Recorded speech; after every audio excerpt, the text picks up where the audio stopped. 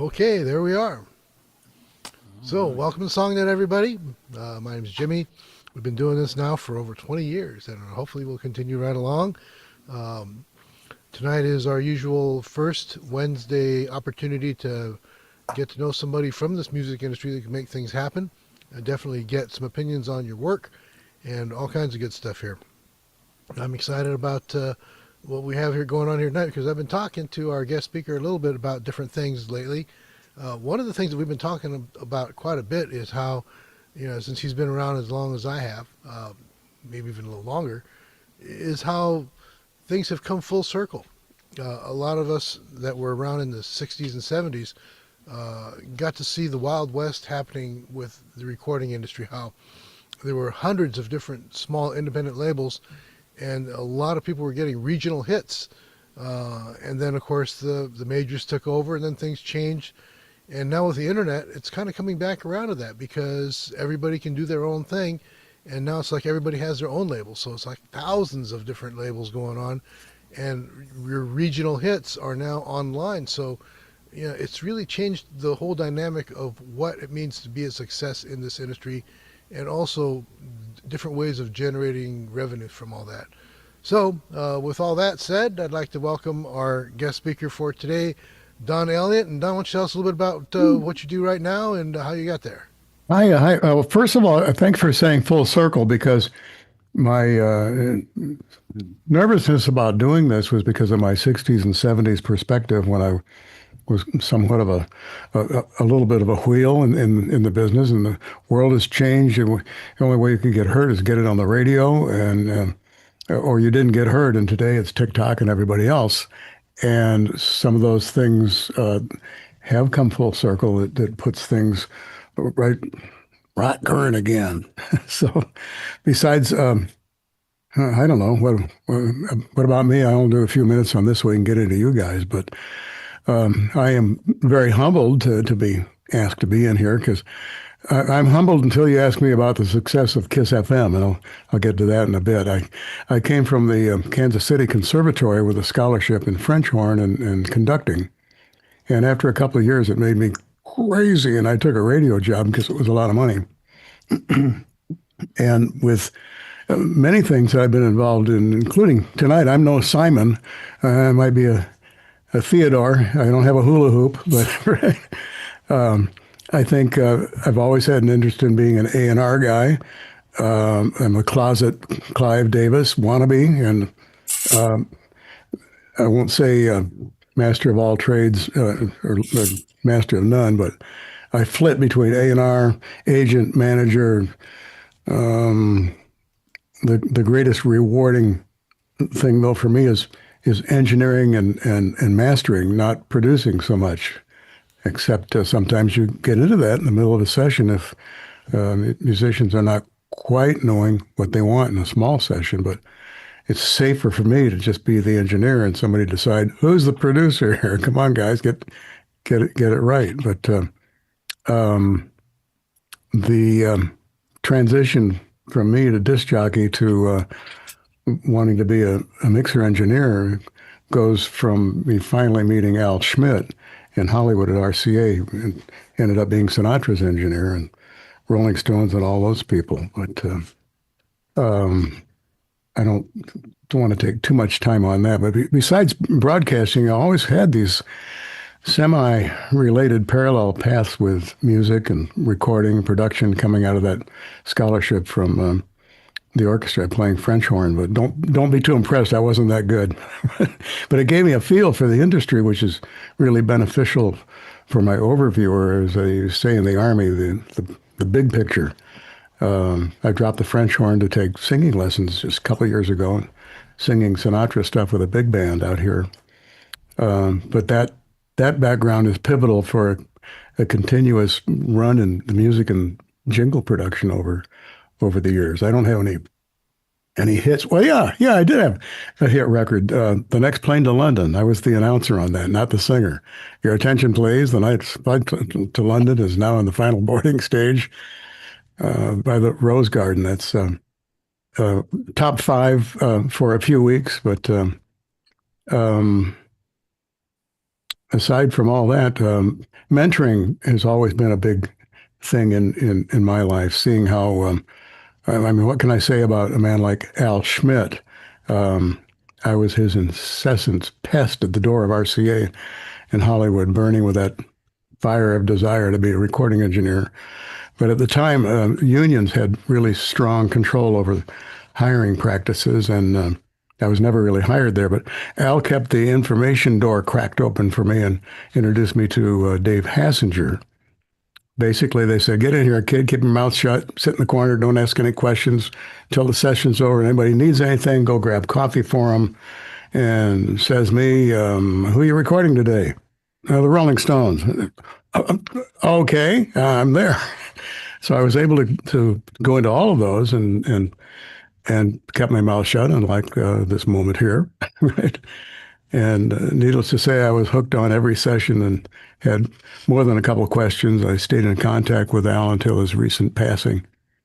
And at the end of this, going to give you a link to an interview that we did when Al wrote his book called On the Record about 2 years ago. I'd say two, it might have been three. I put it in the chat, Don. I put it in the that's chat. great. Okay. Yeah, we stayed in contact sporadically over the years as his career climbed into the Capitol Records pocket as he engineered the likes of Sinatra, Streisand, Manilow, Diana Krall, and many, many Grammy Awards to his credit. So he tells the stories of all of those sessions and the songs and things that he did with them and background on. Obviously, I couldn't be two or three people at once. I put the situation together and ran the audio and the camera. And I thought, I can't talk and do all this at once. So I had Shadow Stevens, a notable radio DJ with me from K-Rock and other places, to do the actual interview after he read the book. And I think it came out quite well. So the link is there. It's not a big download. There it is, Al Schmidt. So what do I know about all of this? I just have my feet in a bunch of places. After I had a house in Burbank that had some spare rooms, and I hired this kid right out of design school named Brett Teeney to build a 5-room studio in the basement of my Burbank house. And for an embarrassingly cheap figure for the blueprints, paid him $350. And a family of Italian carpenters, Joey Sciarrotta and his dad of Studio 55 and Quantum fame, if you know those folks, built that for me for very little money. Next studio he built was for, believe it or not, the Rolling Stones. And after that, he did a lot of projects continually to this day. Paisley Park stands out in my mind. I guess I looked down on how to pick them. But I lost that whole studio and the house in a divorce like 20 years ago. But forget about that until I have to tell the story. So that link with Al tells about some of the things that went on that I didn't have a lot to do with, but since we were able to tell the story, there's a lot of good information there for you guys. The only thing I got to say is I worked for a bunch of radio stations. Started out at KUDL in Kansas City, Cuddle.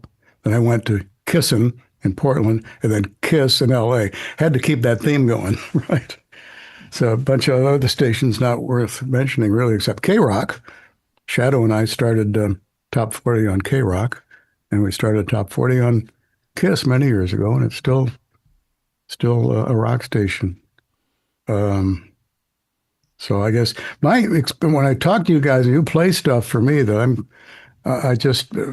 the thing that I go on is the feeling of the music, and like in voiceover, I'm directed to talk to people in their own language. Well, music, same thing. I mean, you're storytellers, but you're also musicians and having to come up with the melodies as well as the writing. I've never written a song in my life, but I've been responsible for getting a lot of songs put on the radio.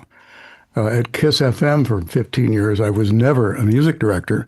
I was the production man that did all the commercials and responsible for the sound of the station. So what would happen, because of my music background, I could count to 4 which most of the staff couldn't do, right?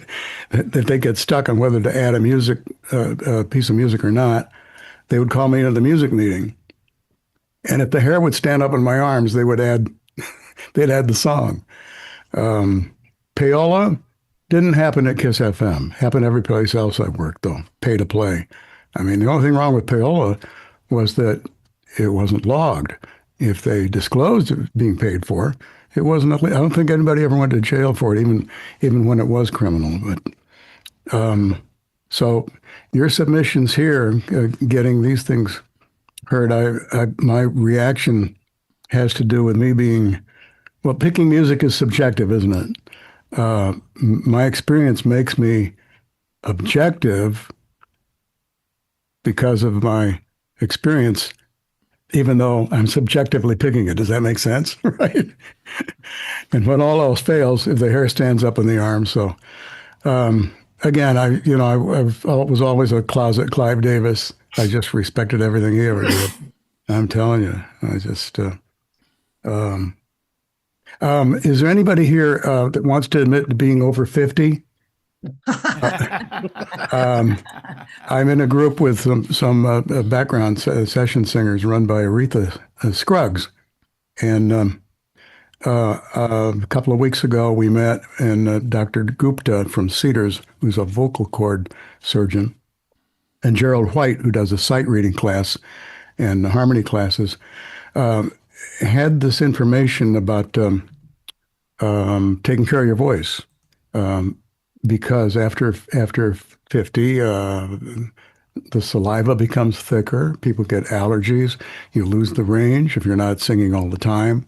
And how to people that improperly use their voice. And it just, I'll put that link on there also, because they're just people that are not over 50 need to be taking care of their voice now, so they don't get into that situation. These session singers are people you never heard the names of, but you've known the voices of all your lives. Like, remember the song "Someday We'll Be Together" by the Supremes? It wasn't the Supremes. It was Orrin Waters and his group, right? Maxine Waters, Julia, not the Maxine Waters you're thinking of. His sister Julia and Luther Waters. And I never knew them before I met him at a gas station a month ago. Started talking about cars. I said, you look familiar, even though, I'd seen pictures of him. And I said, yeah, I'm in the music business. What do you do? I would have been intimidated if I knew who he was at the time. I found out later. It's a very small business, small world. It really is.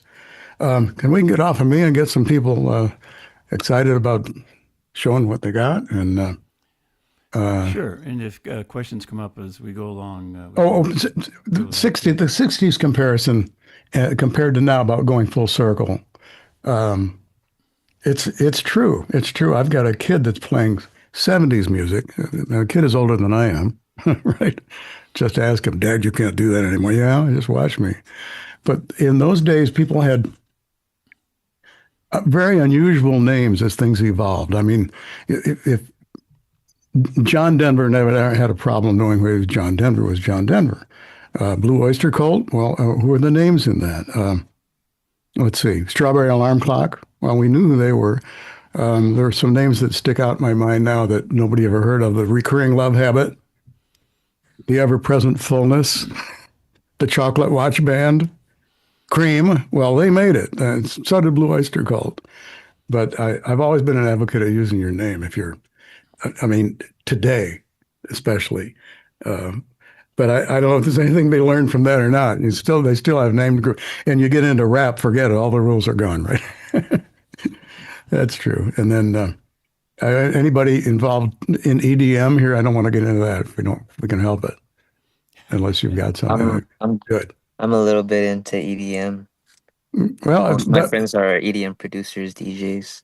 However, there's probably more money in that right now than I have a lack of understanding about it because it crosses so many genres. Right? It can be anything. Yeah. It could even be instrumental.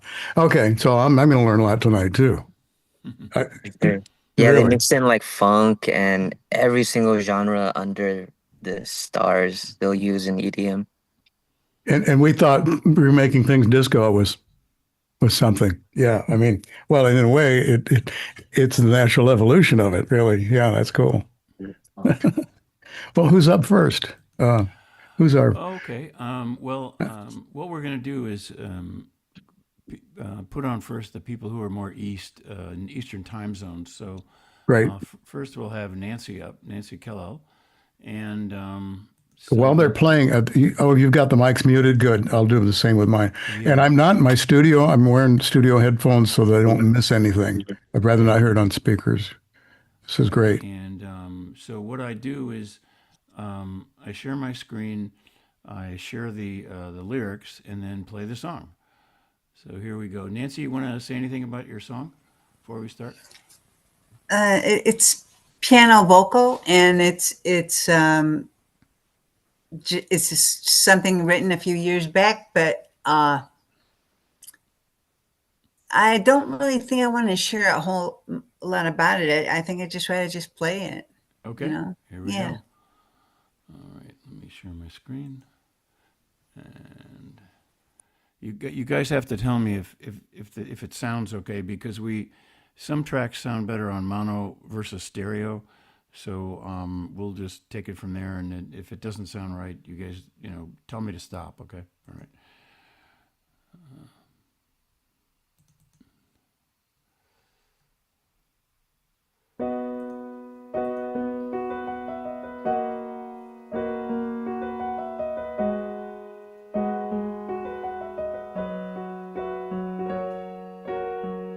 It never occurred to me that one day you'd be gone. I'd stare at an empty space where your clothes once hung. I should have paid attention to the lonely in your eyes and told you that I love you without a reason why.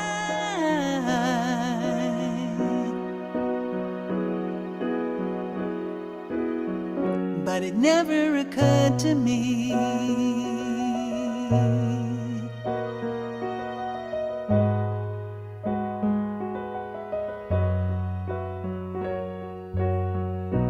I never meant to be so selfish with my time. I never meant to be insensitive and blind. You deserve the very best of me, but I gave what was left of a very busy lifestyle where you were always next.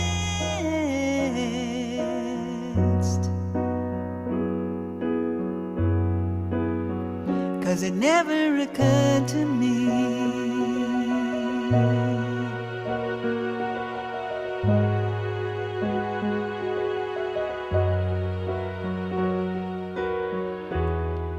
The window to my soul is a shattered piece of glass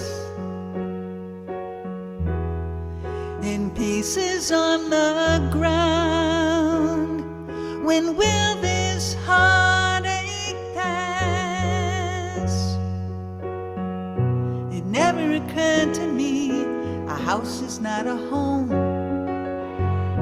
It never occurred to me till I was left alone.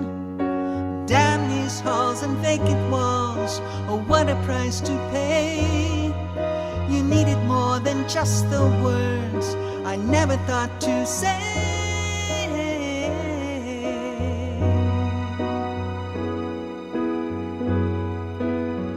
But it never occurred to me.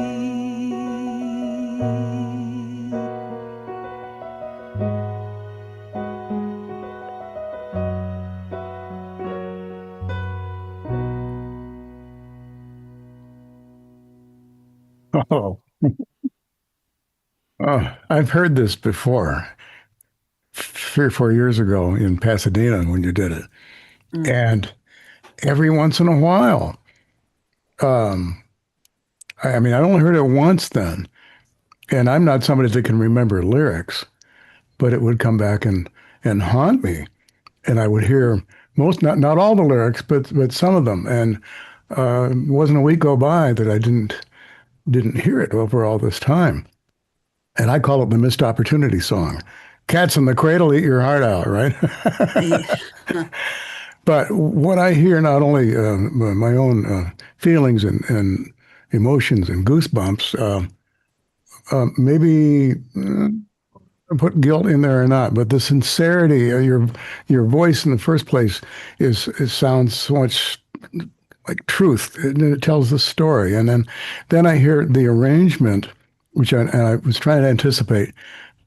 Maybe some strings will come in, and suddenly there it was. And then I'm thinking, if I did this again with you or with somebody else, would we put a full orchestra? And yeah, it's deserving of that. Although I wouldn't want to lose the intimacy of what you did. It's beautiful. It's just wonderful. So, do I like the song? I loved it. Yeah.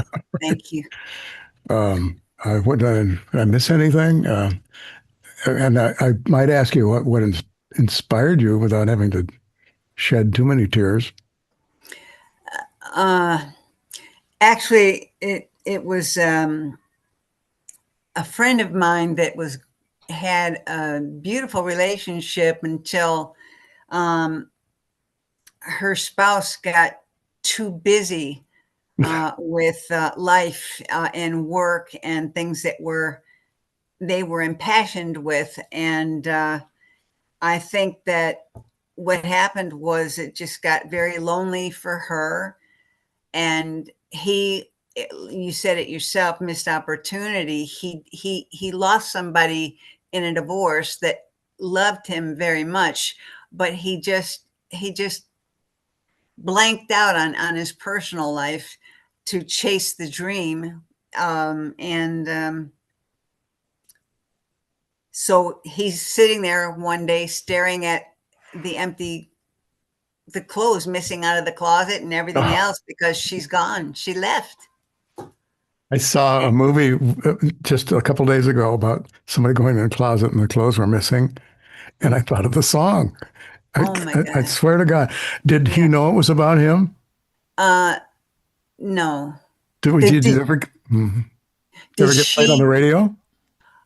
No, this song never got hit the radio. Well, it's never too late. I mean, for this one is, I don't know. And again, I don't know how the music business, if there is such a thing, how it even works right now, getting it played. But I can only tell you that there's quite a fire in that. When we're out here and we're writing songs that make an impact, let's say like this, what direction are we supposed to go in order to, because you can't, like Jimmy was saying, everybody hits the where do you go with it? YouTube and all these kind of things. What do you do? Who knows? I get good positive feedback. I always have from this particular song, but we never know what to do with it. I mean, in every other business that I've been involved with, like voiceover, you have, and in fact, I have more than one agent because they can't cover it all, especially now with the internet and with narrations. I mean, there's even medical narration in placing a song. How do you get a label deal? And Jimmy and I have known each other for about 30 years, and we never really discussed that part of it. I've been more on the technical side of I always thought if you needed to learn how to sing, you needed to learn how to build a microphone first. And that was a great downfall. I did some horrible interviews with that. I once asked Smokey Robinson what the I've only done 2 interviews of people like that in my life, and for obvious reasons. I asked him what the secret sound was of the Motown sound. At 21 years old, I'm asking this question. I said, "Come on, Smokey, is it that kick drum at 125 hertz? Is it same musicians standing in the same spot in the studio? Is it superstitious?" And he says, "I'm telling you, Don, it's all purely spiritual." And at 21 years old, I said, "Come on, Smokey, don't chuck an old pro." So I didn't do any more Motown interviews, but he's right. It almost, except there's the the session musicians too, of course. Obviously, it's a bunch of parts. So how do we get your song placed somehow? How does it get marketed? I'm not a marketing guy. I just and I'm hoping maybe Jimmy and I can talk more about this. And I know that Stevie is Steve. Stevie is my cousin, so we still know each other as Stevie. Sorry about that. He knows me as Jackie, so it sounds like a mafia here, doesn't it? But certainly there should be more discussed about how to get a label deal.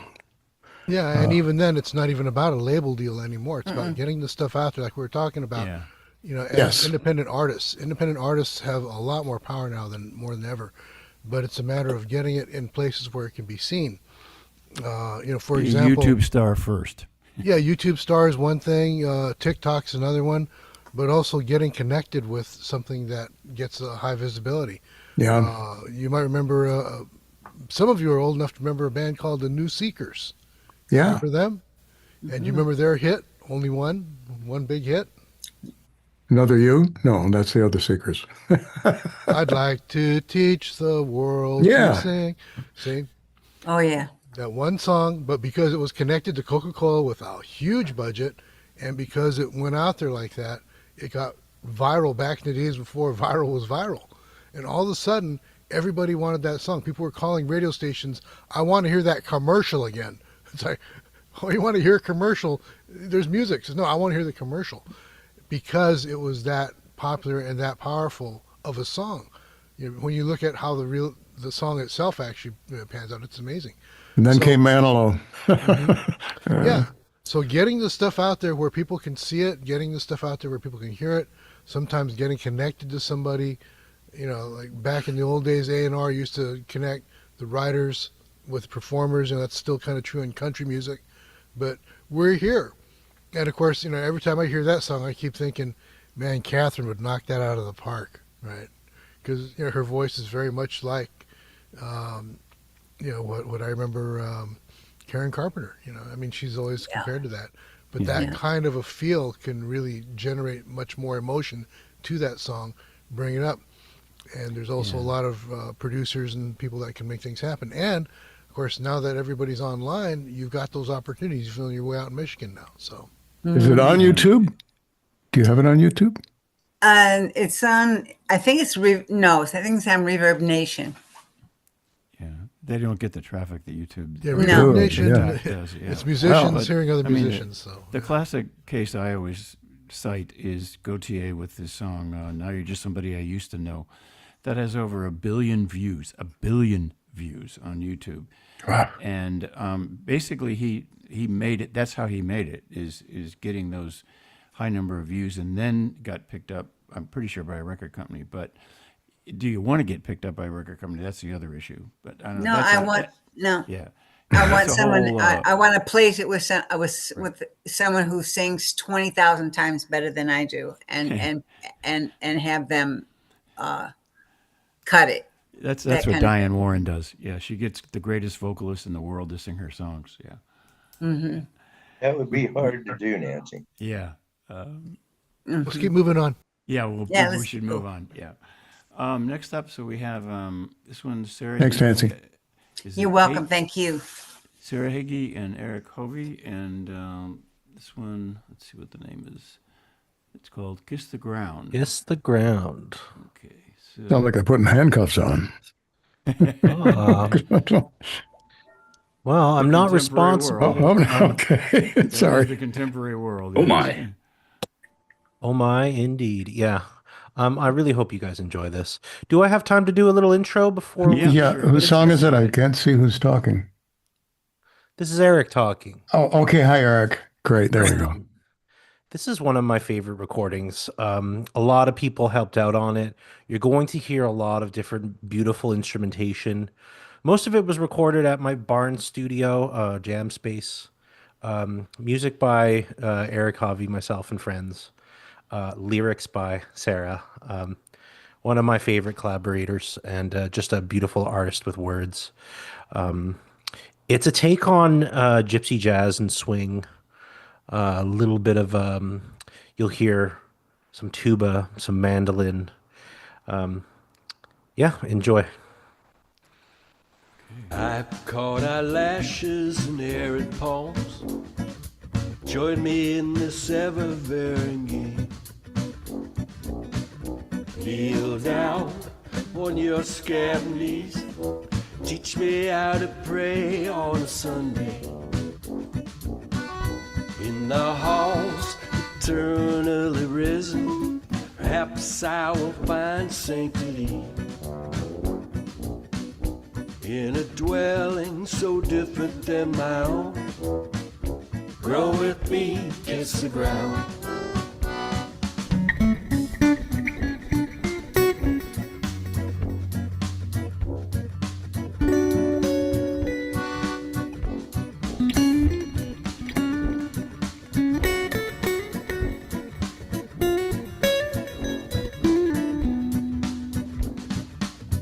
Along the glass I have caught driven glances, long clenched fingers holding my uneasiness. Close your ears to all that surrounds us, filled us, clutters and hinges. Right is wrong, even in your chest you feel it. Where you find sanctity in a dwelling so different than my own. Grow with me, kiss the ground. Grow with me, kiss the ground.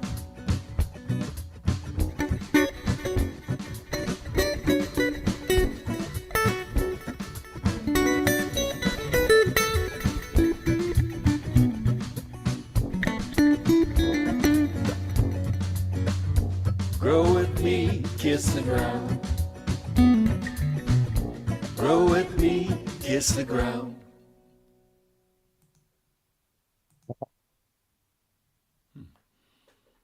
Very visual to me, even though I don't know where in the world geographically this might have been happening or what the whole message was. I'd like to hear it a couple more times. I love the instrumental and the vocal.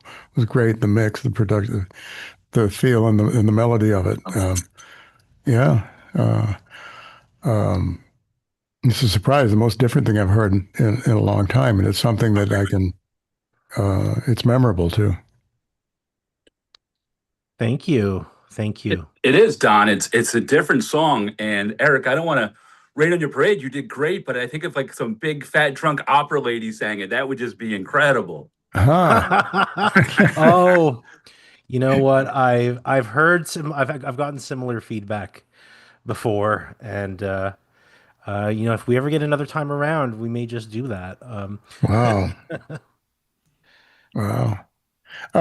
In fact, okay, delayed reaction, but the hair is standing up on my arms, right? Now, that is high praise. That is high praise. No kidding. Yeah, I want to hear it. Will these, Steve, will these be saved so I could like play it again later? Oh yeah, I Okay. have them. These Cool. people send in MP3, so I have them. If you want to listen to them, just let me know what you want sent to you, and I'll send them to you. Okay. Wow. And it's also on our YouTube channel. So Oh, great. Yeah, that was different. yeah, so that'll be good. And right away, you know, even though the song isn't really about that, I was hearing, you know, when you come with me, kiss the ground. Well, of course, kissing the ground is always something that people like to do when they have like a crazy, terrible experience and they come through the airport and say, "Oh my God, I'm glad I'm back." You know, kiss the ground. And again, you know, working with any kind of a travel agency or something like that, you know, that would be perfect for that kind of a thing. And of course, travel agencies have a budget, so that's a possibility. I don't know, man. Like travel agencies don't like to play up the risk factor too much of like, oh, you fly with us, and when you land, you'll be kissing the ground because of all the turbulence or you know, the attempted hijacking or whatever happens on the flight. Kissing the ground to me means, you know, a moment of appreciation for Yes. where you are and being grounded. And I'm a pilot, so there's more than one meaning to me. Blue side up could be the flip. You fly small plate single engine? Cessna 172. Yeah. Oh, beautiful. Yeah, my brother got a pilot's license. He flies Cessnas as well. And I've flown up in that thing, and the air, it's got a good chop to it, you know. It's not like an airliner, I'll tell you that. Oh yeah, you get used to that, and then you get in a regular airplane, and somebody hits a slight bump, which is nothing. People freak out. And, hey guys, wait till you go through a black cloud in a Cessna. Yeah, no, it's like it's on rails by comparison. Okay, guys. Thanks, Eric. Yeah, very cool. Next up, we have Kevin Nasmith. This is called "Run from My Love." Steve, I just want to say I go by Joe Run Committee, or sometimes I go by Steer, like driving a car, Steer Music. Okay. And my YouTube channel is Steer Music. Okay. You can put that in the chat if you want. Yeah. Okay. And let me see. I got to get this up. Share the screen. And this is called "Don't Run from My Love."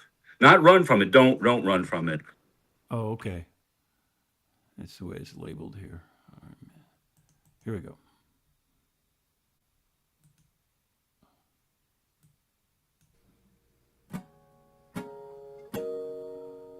Hey, this is called "Run From My Love." It's a song I wrote years ago.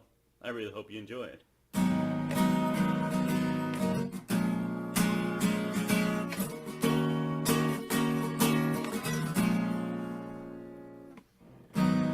Sweetheart, come here, come sit by me. I've something been wanting to tell you for oh so long a time. Shh, don't talk, just listen. This won't take long at all. You've been afraid of falling in love ever since you were small. Like you knew a broken heart was the worst pain of all. The love that you deny yourself from all that you won't try yourself. Is it really living when you're always afraid? Well, is it, babe? Don't run from my love, no, don't you dare.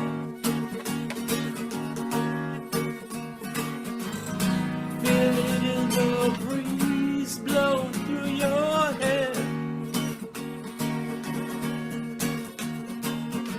It's in the rain that falls that bathes the earth with tears. Let it wash you clean, then wipe away your fears. I'll be your shoulder, I am your rock. Ooh, so many nights we've shared and talked. I remember each and every one of them. I'll make you laugh, I'll make you smile, stand by you through every trial. I'm the one who believes your heart can be saved. I really mean it, baby. Don't run from my love, stay by my side.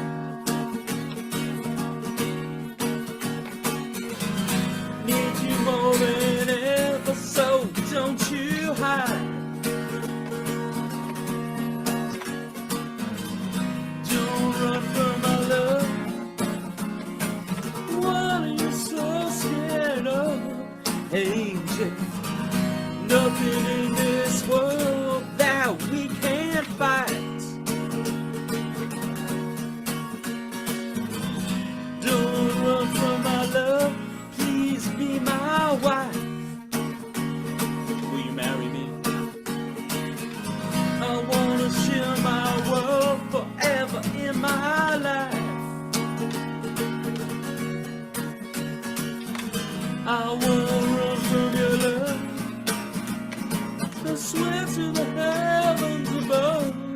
baby.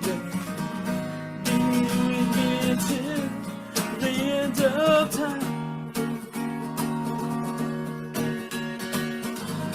Don't run from my love.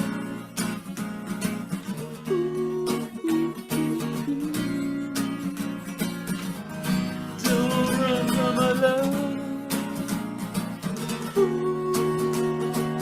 Yeah, yeah, yeah, yeah, yeah. Don't run from my love.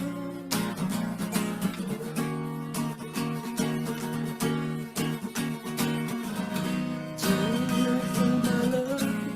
I love you.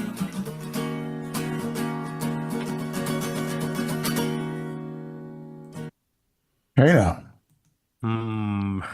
By the final chorus and the outro, I was sold that you were. I'd like to hear that same energy on the earlier part of it. I just the message and is the trust me part of it, and making her, convincing her, making her remember the good times together with you. You made it feel like that was your ammo. It's very convincing. When you got to the speaking part of, I think you'd do more with the "Marry Me" line, but it's there.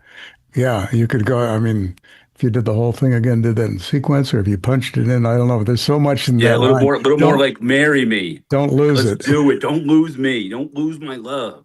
Yeah, should it be? You can't be commanding. Can it be pleading? Can it be? I'm not desperate, but you don't know what you're going to lose if you. Here we are. Let's not lose. Let's not lose the moment. Here we've got it. Yeah, I just. Yeah. Then there's the Feel damn that. hair again. There's Oh the yeah, hair. there you go. Get that chicken skin, right? Haven't got much hair there, but there it is. Right. You got some hair down there. Yeah. Yeah. You know, I just don't.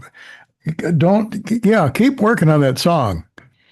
I'll work it. You I can keep can do working more. it. Yeah. I'll punch it up a little bit.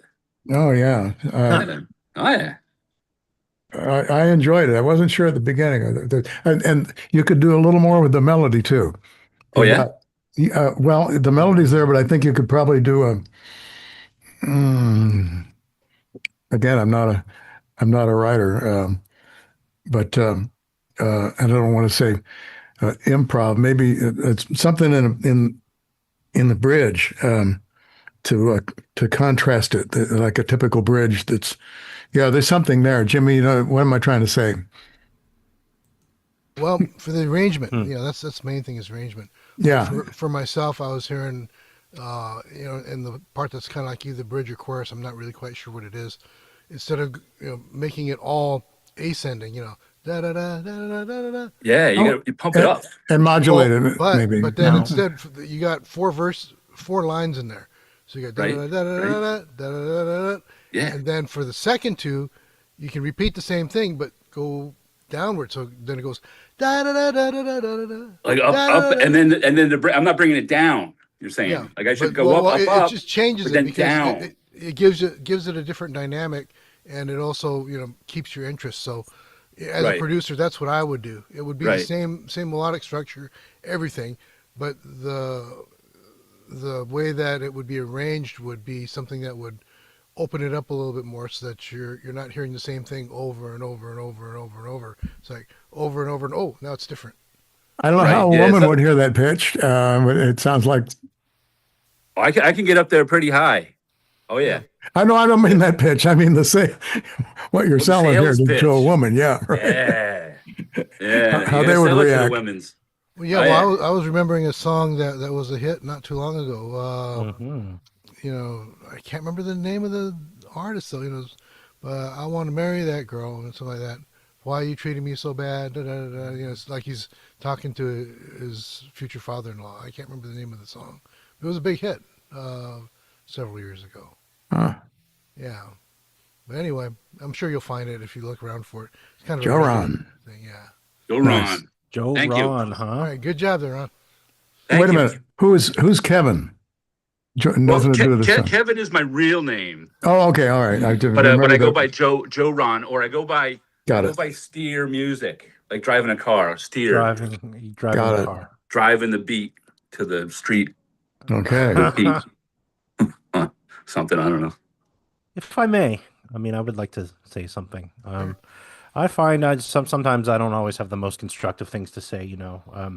Joe Ron, is that what your name Joe is? Run, yeah, Joe Run Yeah, like comedy, yeah. steering or the steer. What was it? Steer Steer music. music. I think you could steer that music in a more professional direction if you played more than three chords. I think that the music was, I mean, we it sounded a bit like it was recorded in your bathroom, and the same three chords just played over and over again. I like the idea that somebody else suggested of including a bridge, and maybe that's where you could put that fourth chord and really change it up a bit. And yeah, instrumentation and production and effort, I think, would go a long way. Yeah, I think the message is there, but it needs some more musicality. I was trying to say that. I was trying to say that. Eric, I liked it a little bit more than another song that was played, maybe with a tuba or something. Oh, come on. We don't got to You know, do this is that. this is a constructive place, Eric. You know that Not, song, you know, True we're by vulnerable. Spandau Ballet that goes da, da, da, da, da. I know this much Much is is true. true. Da, da, da, da. Yeah, that's basically the song that Yeah. brought. Right. Yeah. Yeah, well, it could be. Again, there's a lot of different arrangement choices and everything else. Those are all things in production. And, obviously this is not a finished production. It's a work in progress. So, yeah, for what it is, it sounds great there. So no problem there, Joe Ron. Thank you, Jimmy. Sure. Okay, Okay, let's keep Thank you, moving on. Don. yeah. Next up, Sham, you're in the east somewhere, right? Yeah, I'm in New York. Okay, that's what I thought. Yeah. Okay, so Sham will be up next. This is called "I've Been Waiting for You." Let's see. Anything you want to say about it? The song has seen a bunch of different iterations. It's part of a batch of 25 songs I'm working on for the last 2 years, I guess. And I'm trying to decide the title for this song. I'm having a hard time with the title. If there's any All right. thoughts in addition to maybe whatever I'll get some else. suggestions. All right. Yeah, Here we maybe. go. Thank you.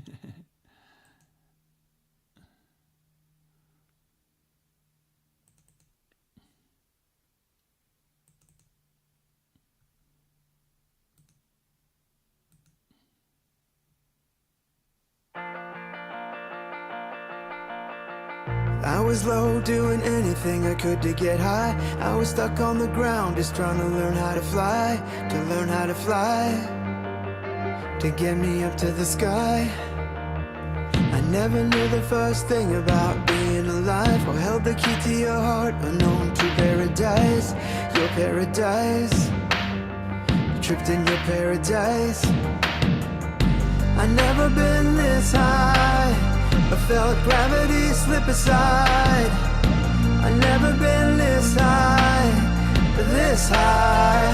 I've waited so long.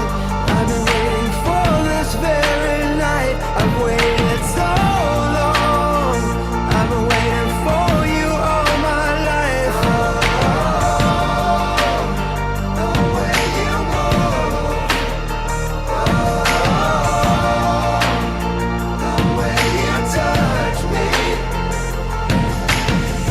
Going slow, doing anything I could to go fast. I was stuck in my mind, running away from the crash when nothing would last. You got me out of the past. I never been this high. I felt gravity slip aside. I never been this high, this high. I've waited so long. I've been waiting for this very night. I've waited so long. I've been waiting for you all my life. The way you move.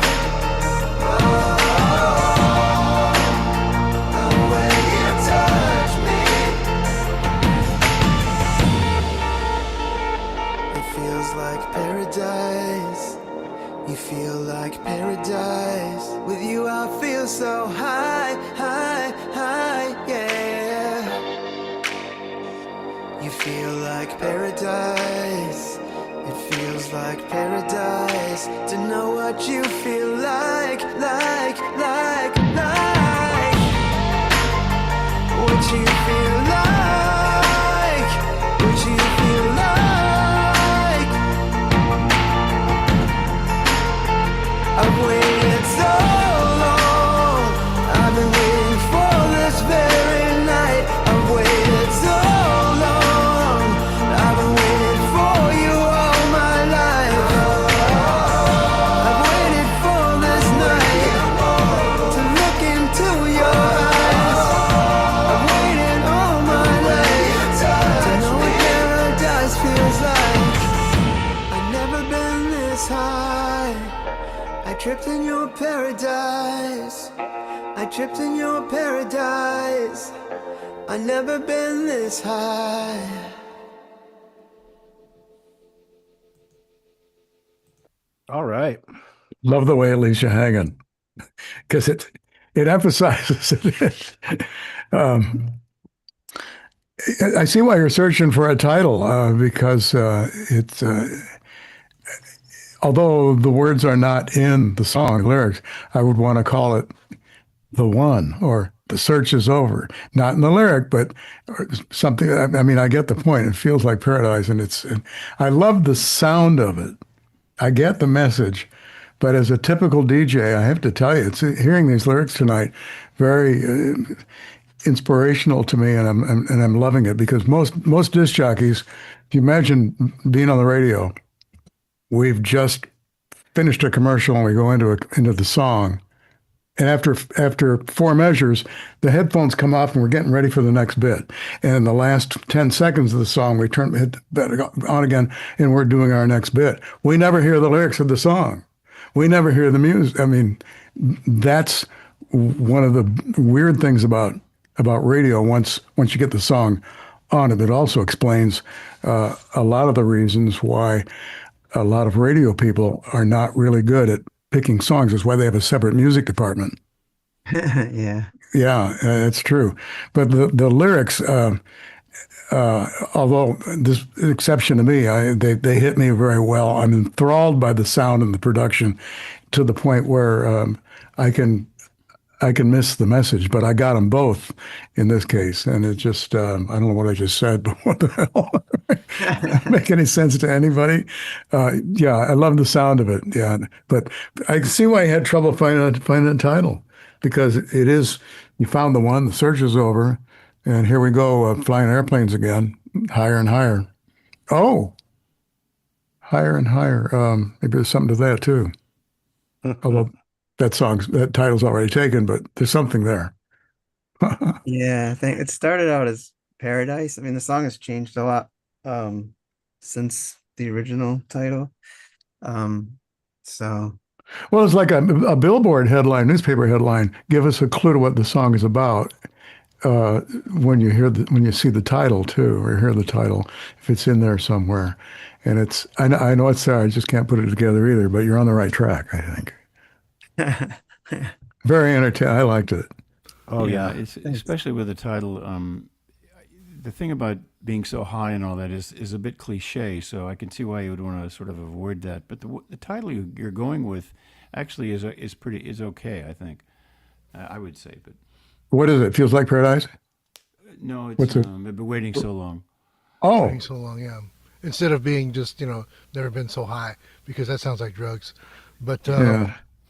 one of the things that really caught my attention was that the production is extremely, it's cutting edge for what's going on right now. All the stuff that's on the top of the charts has that sub bass that, I don't know how many of you guys could actually hear it. Clean too. Yep. But that sub bass was kicking in, below 20 hertz, and that's below what most speakers can do and what most headphones do as well.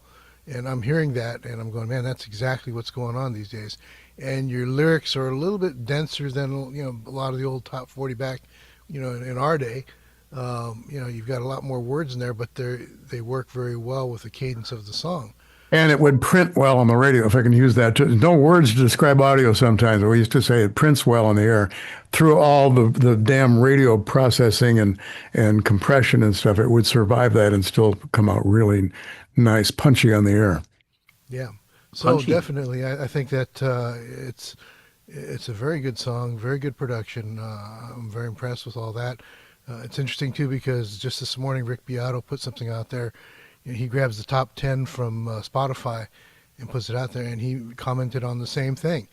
That the top 10 stuff on Spotify all has that bottom end that you can't really identify what notes are being played, but you know that there's a bass line going on there. So it's pretty cool. Jimmy, was it acoustic or synthesized? It was a synthesized bottom end, definitely, but it was What are you listening on, Jimmy, that you can hear the sub? pair of KRKs. They're studio monitors, so. What size are they? They're small ones, but I've got it cranked just enough, and I'm used to these speakers, so I don't really need the subwoofer, even though the subwoofer would be what really kicks it up for sure. But I'm hearing that, and I'm going, man. I mean, you can get it through that. It'll go through anything. Yeah, well, that's the whole thing. It's that bottom end presence that you can't identify what notes are being played, but it's definitely there. So whatever instruments you're using for that bottom end is really kicking it out. And these are Sony's. I'm hearing it too. Yeah, I think so. I worked really hard on trying to get some sub into this song and keep it loud. That's like what kills the level. Like you can't get it loud, but there's a lot of sub on there. Too much sub. Exactly, but at the same time, that's what makes it cool. And unfortunately too, in earbuds, nobody's going to hear that. Yeah. But the limiter didn't pull down. I mean, the bass wasn't pulling the limiter down to cause the rest to get masked. It wasn't punching holes. Yeah. Is it, Shams, that what you're saying? You succeeded. Oh, thanks. Yeah, it was really hard actually on this song. Wow. Thanks for bringing that, Cham. I just wanted to say I love hearing the when the younger Be nice, generation- Eric. I'll be nice. I mean, I You have can to be be mean. nice. I don't care. I can take it. It's fine. It's going on my workout playlist.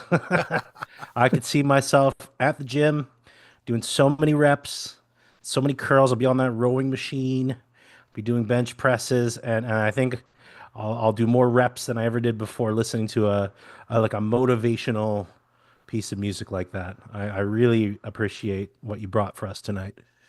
Yeah, that was really good. Thanks so much. Nancy Lynn also put something in the chat. She's actually in Nashville tonight. So, Steve, can you bring her up next? Oh, okay. Sure. Let's see. What do we have? Thank you, everyone, for your feedback. I appreciate it. All right. Let's bring up Nancy.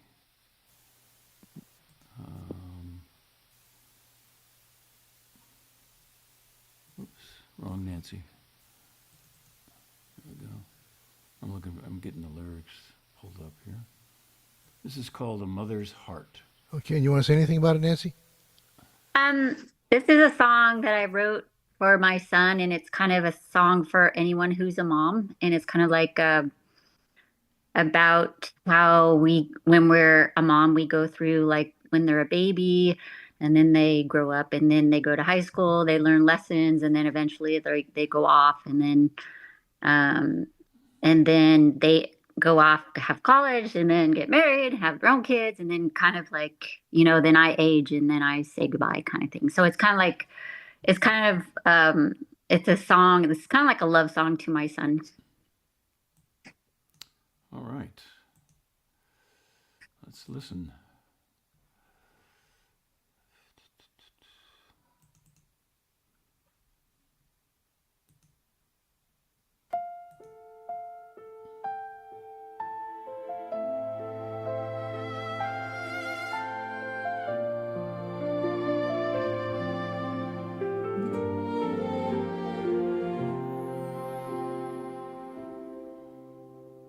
You were the one who filled my days with your tiny hands and gaze.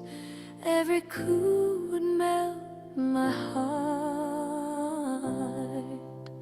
You learned to walk, then learn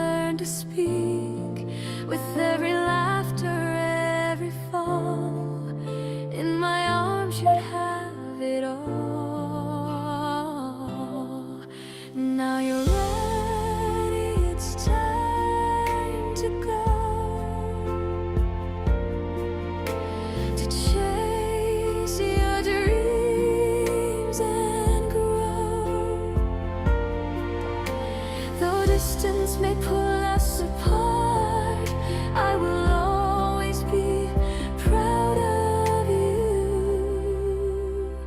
That's a mother's heart.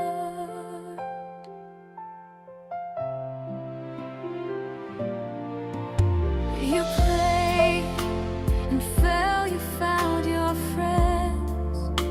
With school days bright and fun, you're still my little one. You grew so fast, I watched you change through heartbreak and the pain, as you sought where you belong. Now you're ready, it's time to go, to chase your dreams and grow. Though distance may pull us apart, I will always be proud of you. That's a mother's heart.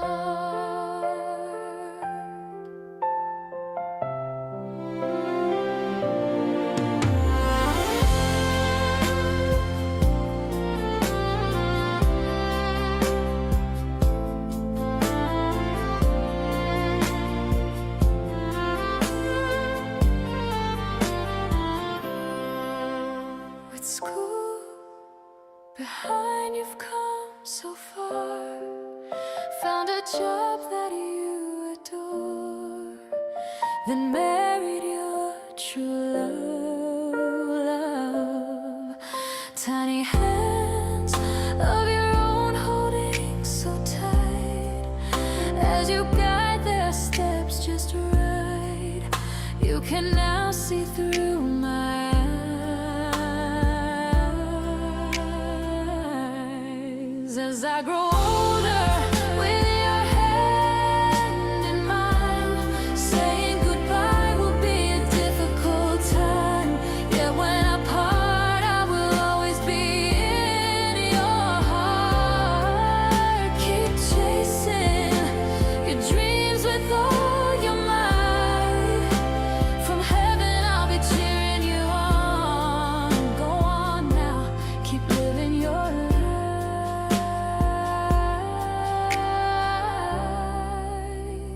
That's a mother's heart.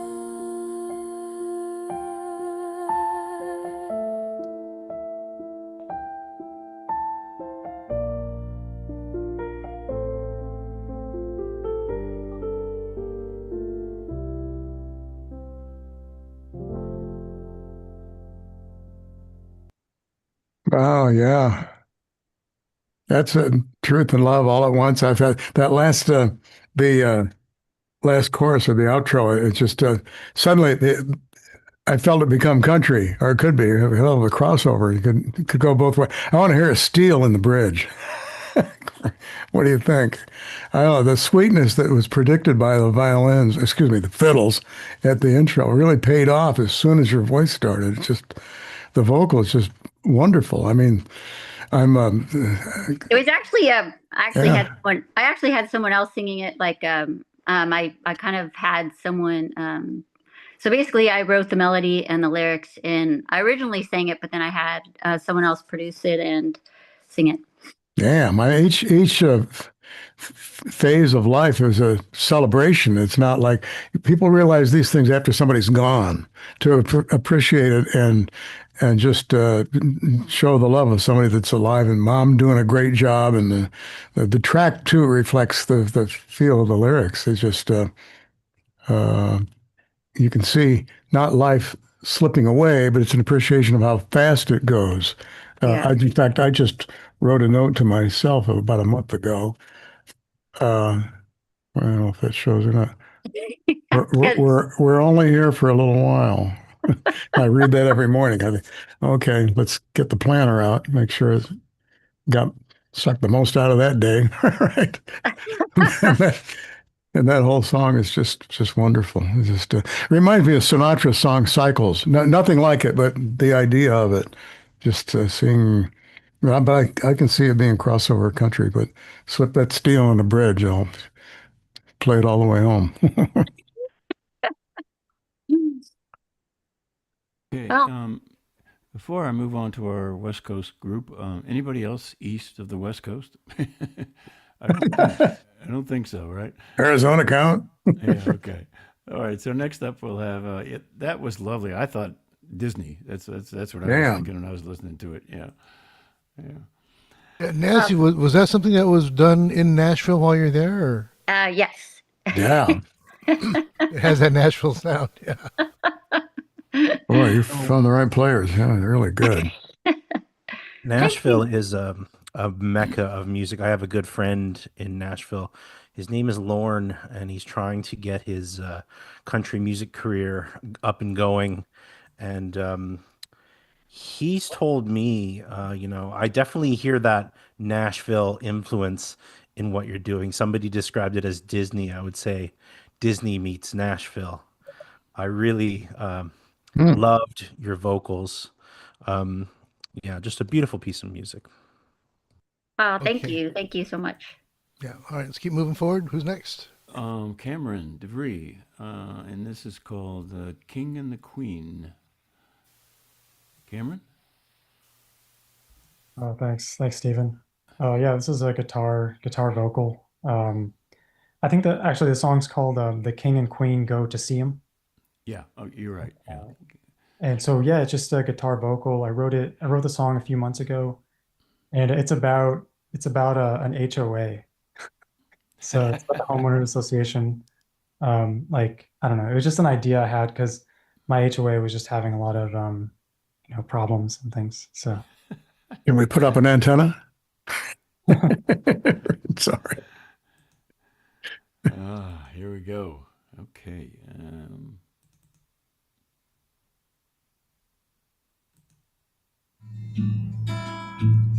Two loud mouths, king and queen of the street, holding two receipts, bank WDs, but no money.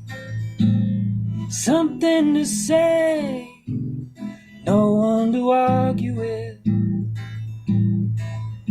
Homeowners committees adjourned, back out in the house, and the cat got a mouse. Who needs fortune and fame? Just need an outlet to complain.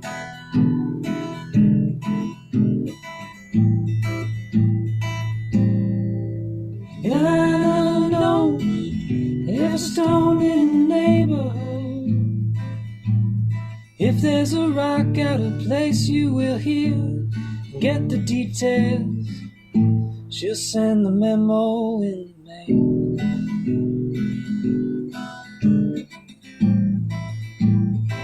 She'll send the memo in the mail.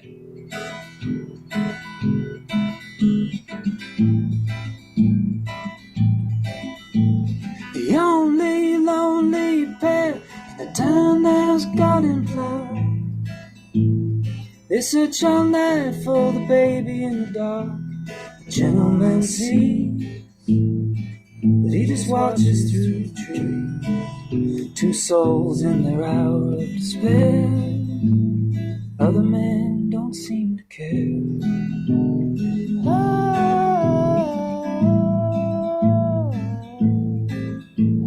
Lana, she was one of the best floor girls in the finest department store on the good side of town.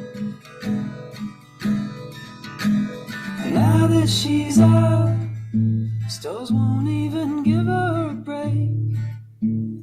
You're over 70, they don't have the hours to waste, so the stunts take their place.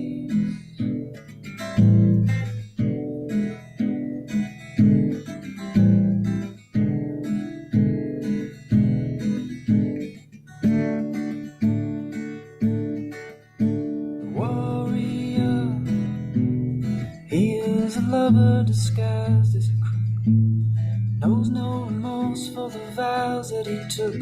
The magician comes clean.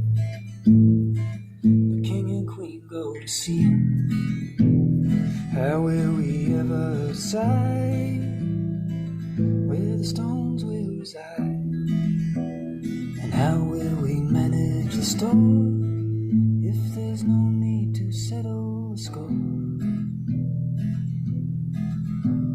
Everyone's no little bad habits and fun.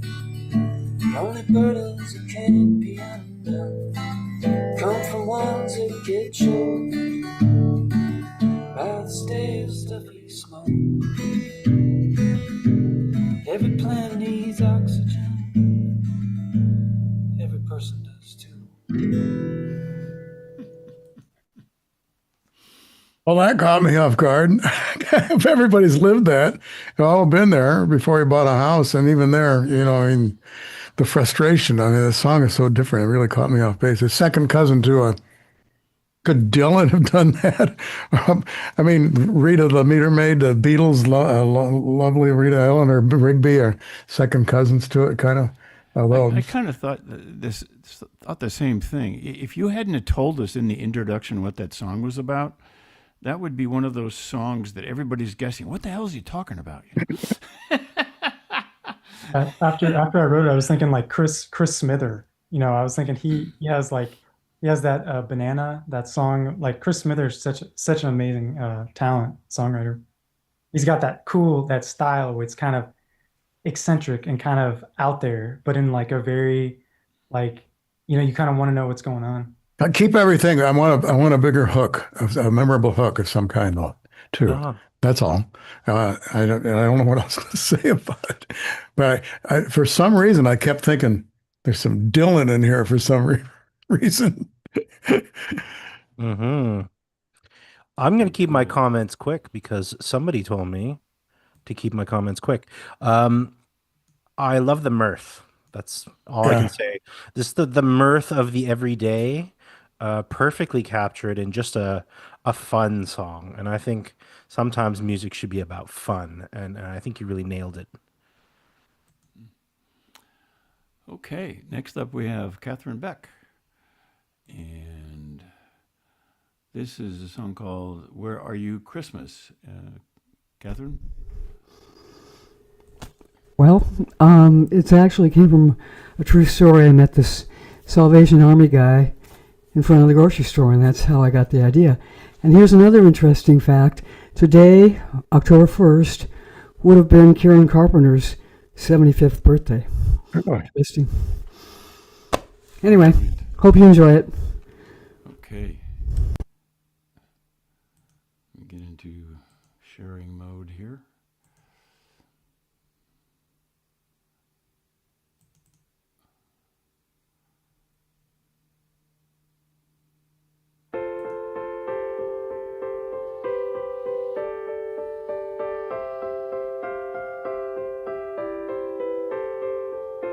Christmas is coming, I'm on a long break. Catch up with old friends, got some cookies to make. There's a guy in a red suit ringing a bell. I've seen him before, he's got some Christmas to tell. Then he asked how I'm doing, it blew me away. Strangers don't ask that 'cause we're here in LA. Seems like nobody's home. Where are you, Christmas? Where have you gone? Sent the angels out to find you. Where are you, Christmas? I know that you belong. Been looking for you everywhere. He said his name's Colonel, and if he lived next door, I'm sure he'd be my friend, 'cause he's been there before. 'Cause he makes a difference, and that's all that counts.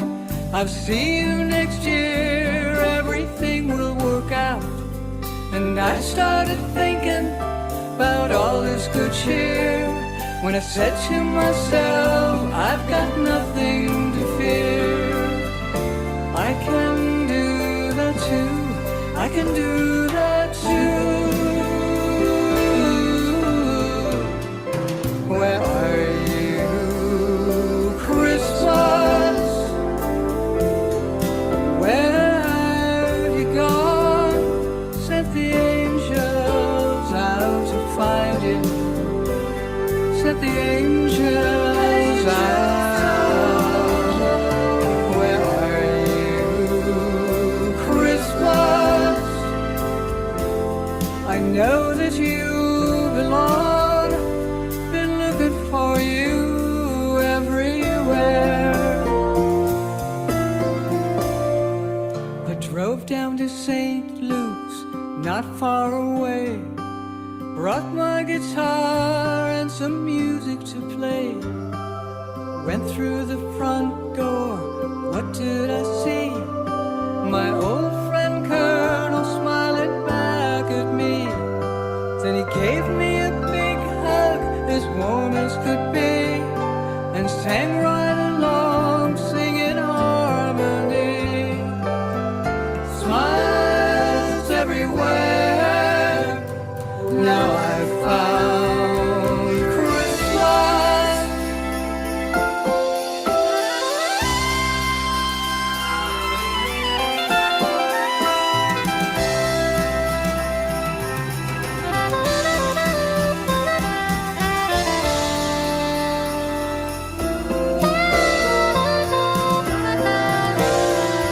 Now I've found Christmas.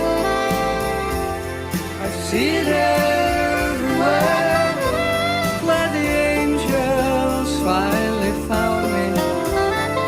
Glad the angels are here. Now I've found Christmas. I know that I belong. I wish you happiness throughout the whole year long.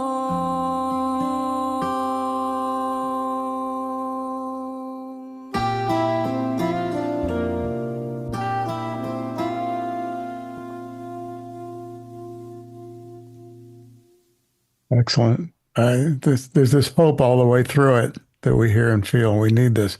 At the end, when she goes down to St. Luke's and she found it, right? And the tempo change was just wonderful. The harmonies blew me away, just pristine, and the arrangement. We need this. We need this. Thank you. You know what? It reminds me of Christmas cookies. Yeah. I love putting on the Christmas music. Yeah. Get in the spirit of things, and I start making cookies. Like my whole family comes up from up north, and I usually make about 10 dozen batches of cookies, and that's what we enjoy. And yeah, no, Christmas is just around the corner. Before you know it, it's there. Yeah, it's not too early to get this out. That's for sure. Did you do this year? Let's see. Not. When'd you record it? Oh no. About 6 or 7 months ago. Oh, but okay. I gave it to my producer, and she gave it to Hallmark, and they're considering it for one of their. Oh, perfect. Great. Holy smoke. Yeah, that's perfect. Yeah. Oh, good luck. I hope that works. Thank you. No, that's the kind of thing, Jimmy, that let's talk about that kind of thing when we talk next about how to market things like this. That's Catherine. You've inspired me on something else that had going on. Thanks. Thank you. Next up, we have Gilles Levet, and the song is called "Rescue Myself." Gia? Oh, it's a remix. I've done this before.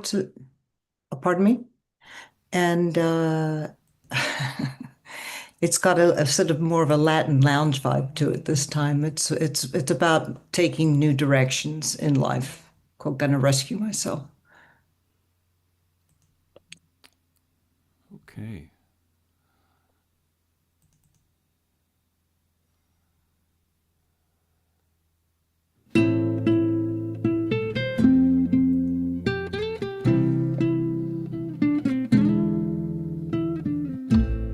Too many nights I felt alone while you lay there. Without a voice, my wings are tied. I'm aching inside. I'm gonna face my pain, walk through the fire. Wear a brave new heart, gonna rescue myself. I'm gonna redefine my new life, rescue myself.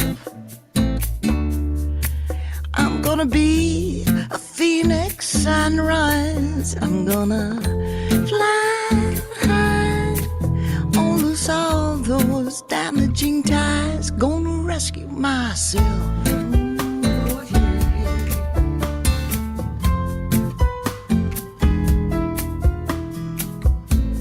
I made a choice to follow my heart, to trust in myself. I took the time to look inside. I'm gonna face my pain, walk through the fire. Wear a brave new heart, gonna rescue myself. I'm gonna redefine my new life, rescue myself. I'm gonna be a phoenix sunrise. I'm gonna fly high, I'll lose all those damaging ties. Gonna rescue myself. I'm gonna rescue myself. Nothing will get me down. I'll turn my life around. This time, gonna rescue myself. Oh yeah, yeah. I'm gonna redefine my new life, rescue myself. I'm gonna be a phoenix sunrise. I'm gonna rescue myself. I'm gonna redefine my new life, rescue myself.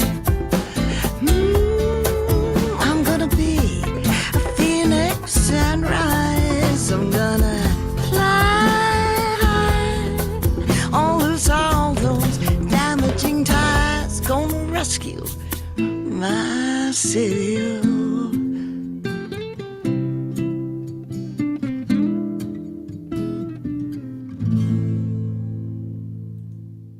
I got so involved in wanting to sing along with it, by the time I got to the end, I forgot at the beginning what it was that you couldn't do that you want to rescue yourself for.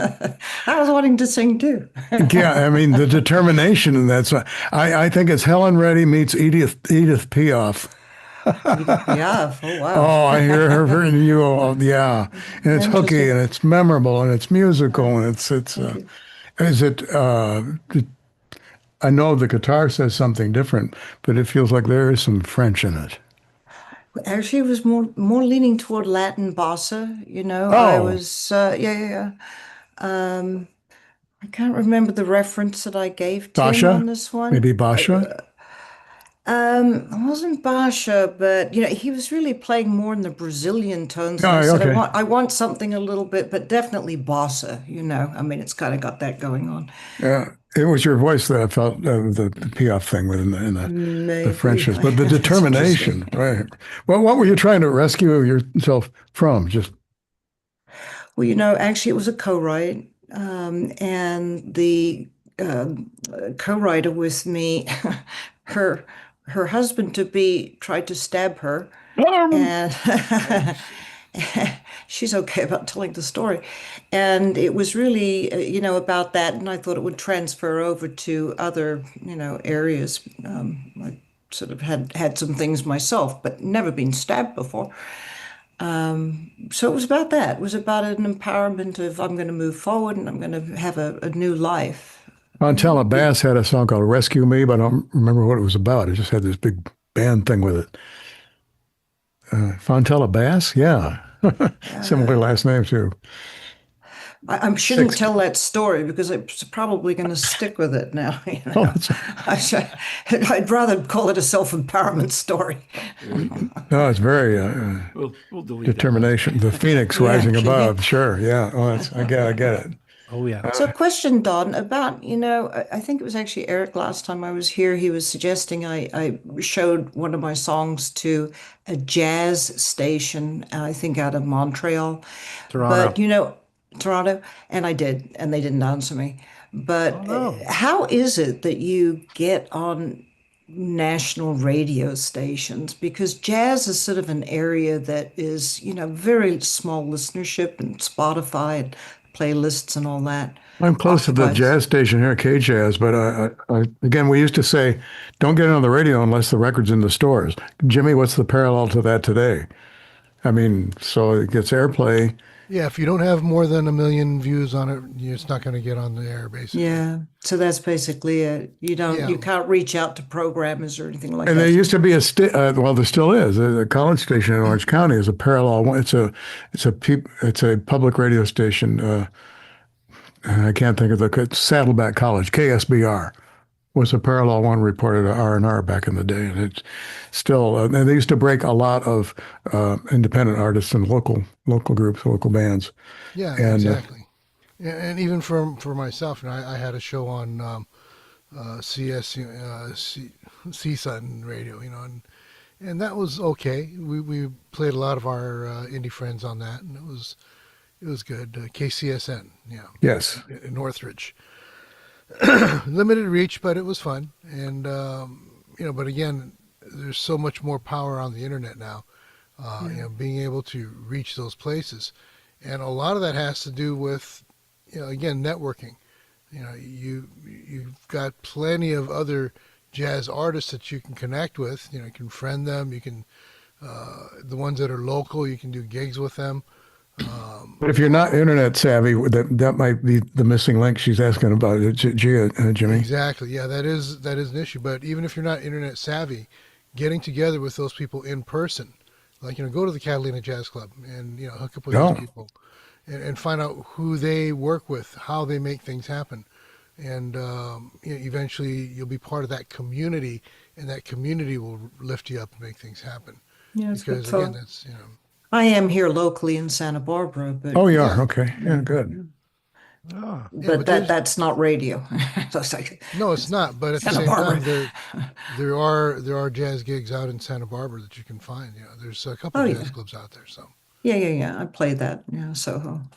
Yeah. You have beautiful country down there in Santa Barbara, huh? Oh yeah. Yeah, we do. Yeah. Yeah, I got to gig down there once or twice. I said this before last time you were here. I love your style. Your lyrics are so empowering. Your voice and your vocals so characterful.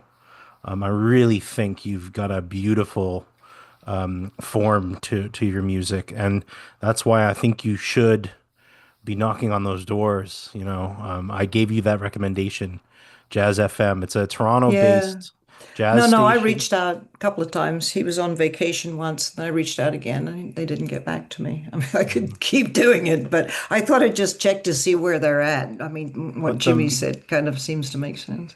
Maybe rattle their birdcage a little bit. See, But there's other jazz stations and other jazz communities and gigs and and this is a new song. It was my last song I reached out with.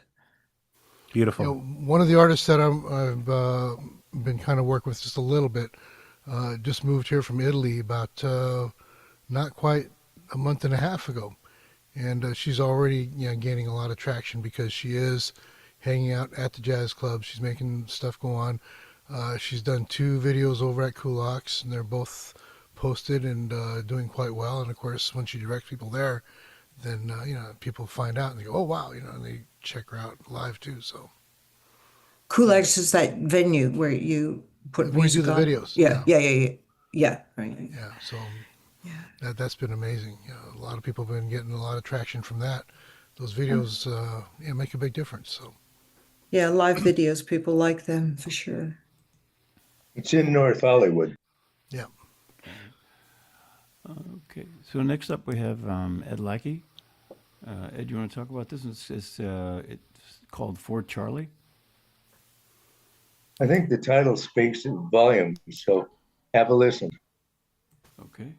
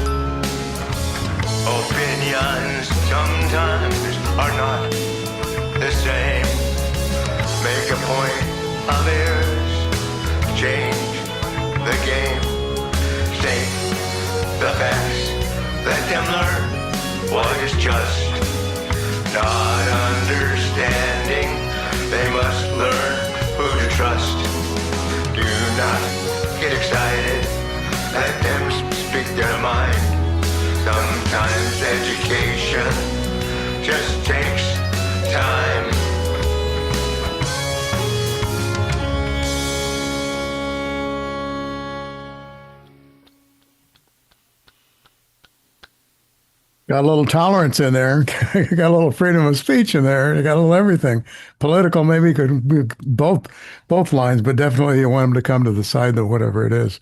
Eventually, it's a nice timing socially. Kind of really a different track, and I didn't think the vocal was going to punch through, but it sure does.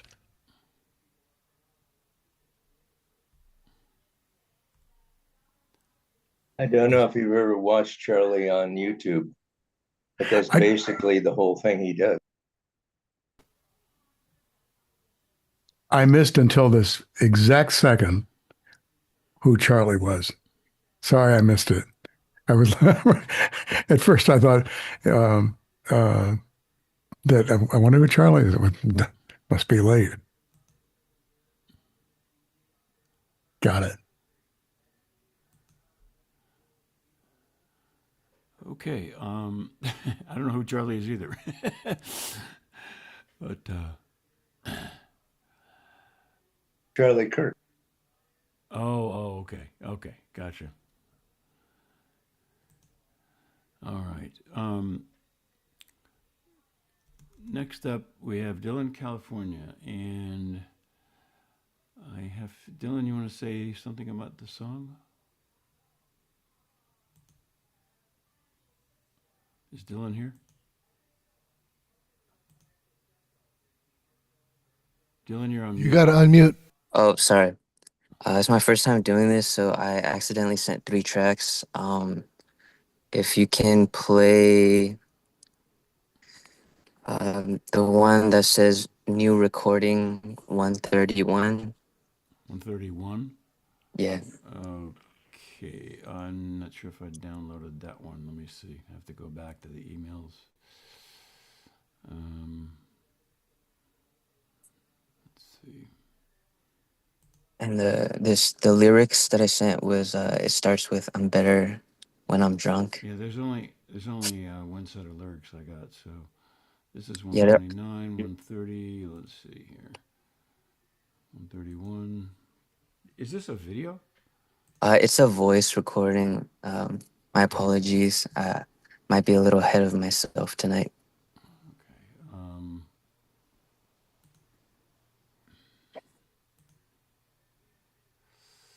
Where's my downloads here? 131. Okay, here we go. Let me share.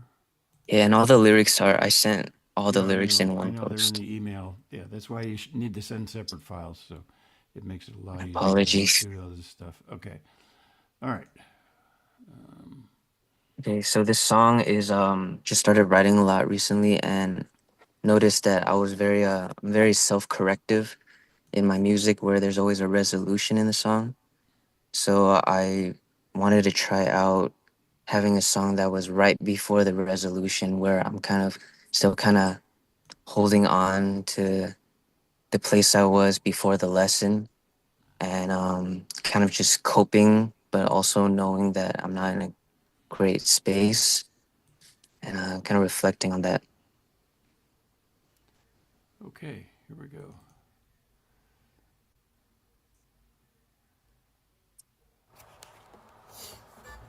I'm better when I'm drunk. I'm better off alone. I like to lie to myself just to feel like I'm still in control. I swear that I'm the worst, with the weight of all my flaws. I like to self-medicate just to feel like I can carry it all. So I smoke and I drink when I hate how I sink to the pits of a place where I know I'm wrong. I hope and I think I'm safe in my drink, but something's telling me that I'm not too far.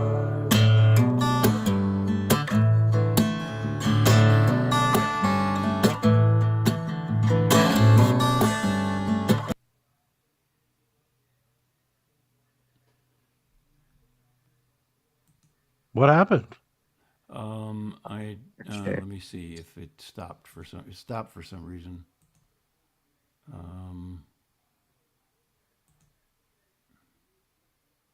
me see if I can. Oops. We couldn't open It's the new all right. recording. We can't get to your store. Okay, that's because I just downloaded it, and it's storing it back up in the cloud or whatever. Let me see if.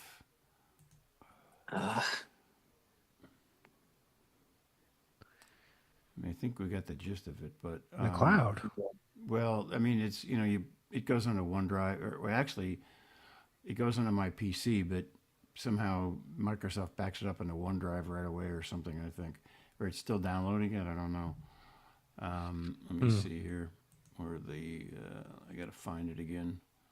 Oh, it's there, so it should play. Let me just try it again. Hold on. Let me just try it from here.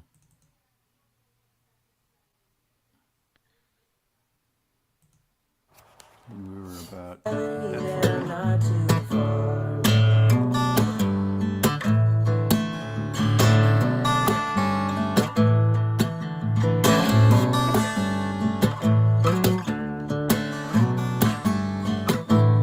I can't blame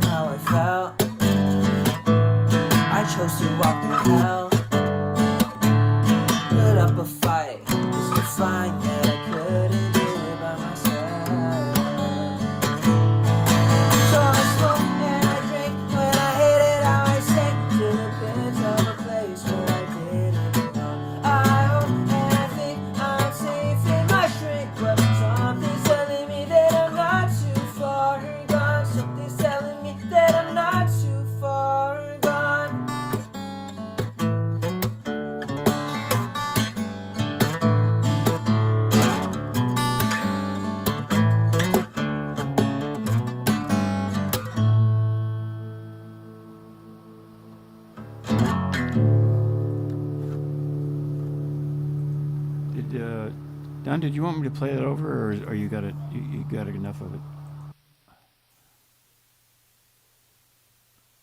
Well, you're asking me. I think we got it.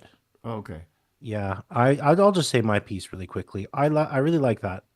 You know, there's this trend lately of younger musicians speaking very frankly and openly about their mental health, which is something I think that a lot of us, especially as men, should be doing. We weren't really raised that way. We were told feelings were a bad thing, and I really like this refresh. It's refreshing to me to hear. That's like it's a vulnerability, and I think like sometimes good music comes from vulnerability, and just a beautiful piece, simply done. Hey, you know what? You had a voice recording, just you and a guitar. I don't know if Joe Ron is still here, but yeah, you should be taking notes because you know this piece here is much more personal. I got the truth out of it, yeah, and the trust. I was having a hard time putting the lyrics back together when we stopped, but I agree with you. The his truth about asking for the trust too, and just being very timely, very timely. Did you want to hear more of it, or hear it again, or are you okay? Don? Yeah. You mean a second cut? He said he sent 3, or were you going to go back? No. I mean the same one, but I mean, did you feel like you heard enough? I'd like to hear the intro again. Okay, yeah, let's do that because it got all messed up there. So let me. Yeah, up to a certain point. Well, you tell me. You give me the high sign. The verse and chorus for sure. Just how it was set up. I'm better when I'm drunk. I'm better off alone. I like to lie to myself just to feel like I'm still in control. I swear that I'm the worst, with the weight of all my flaws. I like to self-medicate just to feel like I can carry it all. So I smoke and I drink when I hate how I sink to the pit. Okay. Yes, I like the setup and the way the whole thing paid off at the end. It's just. Thanks. Are the other songs in a similar vein, similar topic, or are they completely different? No, not at all. Completely different. Yeah. Oh, that's good. You gotta watch him on Kulaks. Is he gonna be there? Probably next week. Oh, okay, right. Thanks for checking it out. Are you going there in person, or will it be online too? Both. It's always streamed from Kulaks. So. Yeah, I haven't been out there in a while. I've got to get back out. Yeah, it's always amazing. True. What I did this past Monday is pretty crazy. So. Thanks, John. Thank you. All right. So last up is myself. What about Steven Dessens and wait a no one minute. else? Did I miss somebody? Okay. I don't know who's 818. Steve Dessens, you're right. He submitted something, and let me see. Did I miss that? Hold on here. Hey, Steven. Hello. Yeah. We can hear you. Steve, did you submit something? I can't remember now. Steve, did you submit something? I can hear everyone except for Stephen GC. Yeah, his mic's kind of low, but did you submit anything to listen to today? I said a couple of lyric things, but nothing to listen to. Oh, just lyrics. Okay. Yeah, you were the one who said you had something in your head, but you didn't actually send me the lyrics, as I recall, right? Yeah, I got a tune that I've been thinking of, but I don't know how to write it down. Okay. All right, next time around then. Okay. Anybody else I may have missed? I don't know. Who's 818? I don't know who that one Yeah, is. I'm not sure either. Yeah. Anyway, well. Okay. Well, go ahead, Steve. Yeah. So this song, I don't know if you've ever heard this one. This is from a time when I first moved to California, actually, first few weeks or so. Oh. Yeah. And it's a long time ago. And I was walking down the street. I was living in the Sausalito area, so I was walking down the street. I was going to go get some sushi, right? And I passed by this house, and on top of this garage that was attached to the house, there's a kind of like a little patio, and there was this lady dancing to the Eye of the Tiger, and she was very slim and had this long dress on, and it was, I'm thinking, I'm not in Kansas anymore, which, you can relate to because you grew up in Kansas too. I grew up in St. Louis, but anyway. And so, of course I look up at her and I'm kind of in awe, because this very attractive person. And yet I say to myself, what do I say? You want to say something, but I was just too shy and I just kept walking. And, so this song is based on that, only it's more like, this is the way it kind of should have turned out. But, it's sort of like you're in awe of this person, that's, kind of come out of nowhere, and you're this naive little kid from, from the Midwest. Anyway, that's the background to it, so to speak. Is this the follow-up to I Met Her in the Grocery Store? I don't know if I'd call it that. Yeah. Okay. Anyway. Let's see here. I gotta get this song up.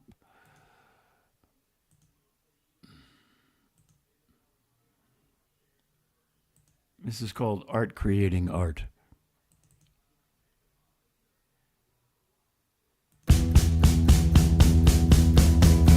She thinks I'm sleeping, but out of the corner of my eye I see her reflection. She stands naked, brush in hand before a canvas, painting something I can't see. She's art, creating art. She stands like a ballerina. Her body should be carved in marble and placed next to David and Florence. She's art, creating art. Art, art, art, art, art. How did I get here? Her solo dance, her spirit free upon a high porch. My curious eyes, her finger pointed to come in. Her light green dress fell to the floor. She's art, creating art. She stands like a ballerina. Her body should be carved in marble and placed next to David and Florence. She's art, creating art. Art, art, art, art. The beauty of her soul flows through her paintings, a master's touch against soft cello music. I'm feeling very mortal, lying near her. Will she see me again? She's art, creating art. She stands like a ballerina. Her body should be carved in marble and placed next to David in Florence. She's art, creating art.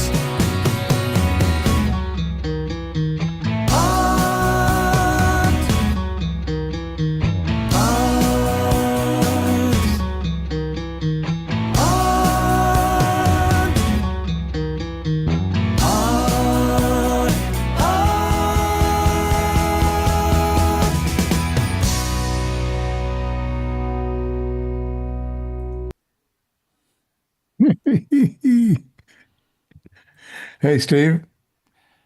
Hey, Don. So what did she paint that she saw that you didn't? Well, I actually wrote a short story about this, and actually she's painting him. And then he meets her in a one of these art walk display kind of things. And the cello, that's... And he realizes that, oh, my God, she painted me. I love the tension that builds up with the chorus interrupts it causes the delay in the mind of what's come back to. I know what I'm thinking, but I think it's back to the chorus again, saying this, where's it going to go? It's yeah, it was a double. Yeah, it was very effective. Yeah, I want to know who this saucy art woman is. Can you give me her number? I wish I knew. Complete fiction, but based on a real person. Yeah, but person I never met, actually, other than seeing from a distance. Funny thing is, we both know an excellent cello player. I thought maybe that was where. Okay, never mind. But I'd like to hear a cello. That cello player. Oh, yeah. Don't go there. There you go. Yeah, she is awesome. I played with her too. Anyway. Yeah. I noticed something interesting because I've heard the track, from the CD and stuff, and your track and Gia's track both had the same thing happening. The reverb kind of disappeared because we're in mono. Oh, okay. Did you notice that? I noticed that. It was your vocals were very, very present. It's phased, huh? It's phasing. Exactly. There's a phase issue with the reverb. So whoever's mixing that didn't. Did Bernie do that? Becker as mastering? He did the master, yeah, but not the. He didn't do the mixing, but he did the master. But, for folks that didn't know, yeah. Bernie was Neil Diamond's engineer and everybody else in town, right? Yep. And his son, I understand, is hot stuff now. Is that? I've lost touch with him. I think that's true. In a while, yeah. Yeah. Oh yeah, no, I'll send you a note. I don't want to talk about something I don't know about, but I heard he was probably the top mastering guy in town now. Bernie, but his last name, of course, is Becker. If anybody hears of him. Gia has her hand up. Yes. Oh, Jimmy. Gia has her hand up. Oh. Oh, did you, Gia? No. Gia's got her hand up. Yeah, I see her hand up. She can unmute. Unmute, Gia. Did you have a question? Gia, can you hear us? Did you have a question? You clicked your hand up, so maybe that was an accident. I don't know. Hi, Gia. You hear us? Your hand's up. Your mic's off, yeah. I'm sorry. You're saying goodbye. Oh, no. Did I do that? Yeah, it was an accident. I mean, it's recognizing my hands. I speak to my hands. Put your hand down. Okay, I think, let's see if I've got everybody. Did we play everybody's stuff? Let me scroll through everybody here. Yeah. Put it down. Yeah, looks like we got everybody. All right. Anybody else have any other questions? Or Don, you want to say anything further? Or Wow, it's just a wonderful experience for me. The sudden exposure to so many different things, and all the way through, I was learning to experience the goosebumps through truth. And the truth in the storytelling is present in everything you guys are doing. It's just, I'm impressed.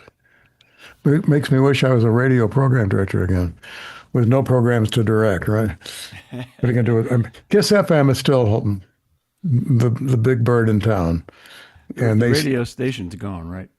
But they stream, yeah. I mean, I was, give you an idea, I was first there in 1971. I was in law school, and I was a part-time board engineer. And I had just finished doing Dr. Demento's board engineer at KMET. That goes back. And it was AM only then, 1150. And I left for 2 years and came back as program director because the radio station was, it's too long a story. I'll do it quick. The radio station had some fraud allegations. Some of the execs were were trading out cars for their girlfriends and not putting it on the log. I mean, you can do that if you log it. So the bank that owned it hired me to go in as a corporate spy, Xerox all the books and stuff so they could get the station back. They said, while you're in there, you want to mess around with the music, change the format? They're all going to be gone anyway. So yeah, let's do top 40. And we did that, and we merged it with KKDJ and became KISS AM and FM for a while. And now the AM went a different way and through the years, and it's strictly just KISS FM now. And then the stories about how we did those jingles and stuff, that's for another time. You guys are getting late for y'all. But the KISS FM jingles were all done in Dallas with the bass singer on it was somebody you've heard of before. Remember Tony the Tiger? Great. Jim Clancy was the bass singer, but he filled in for Thurl Ravenscroft, who used to be the Tony the Tiger. But such a great 7-voice blend that we got out of the singers in Dallas. They do all the singing radio IDs. Don't hear them too much anymore. People don't have the money to spend on the jingles. It's too bad. Excuse me, Don, could I ask you a question? You Sure. had mentioned that you were maybe going to post a link in the chat. I think you talked about Al Schmidt? vocal, somebody Oh, that's that right. was Yes. over 50, which is of course not me. Yeah, But it's I'm interested for a friend. Stop laughing, Stephen. and when I looked 50 is up the new 30, right? Yeah.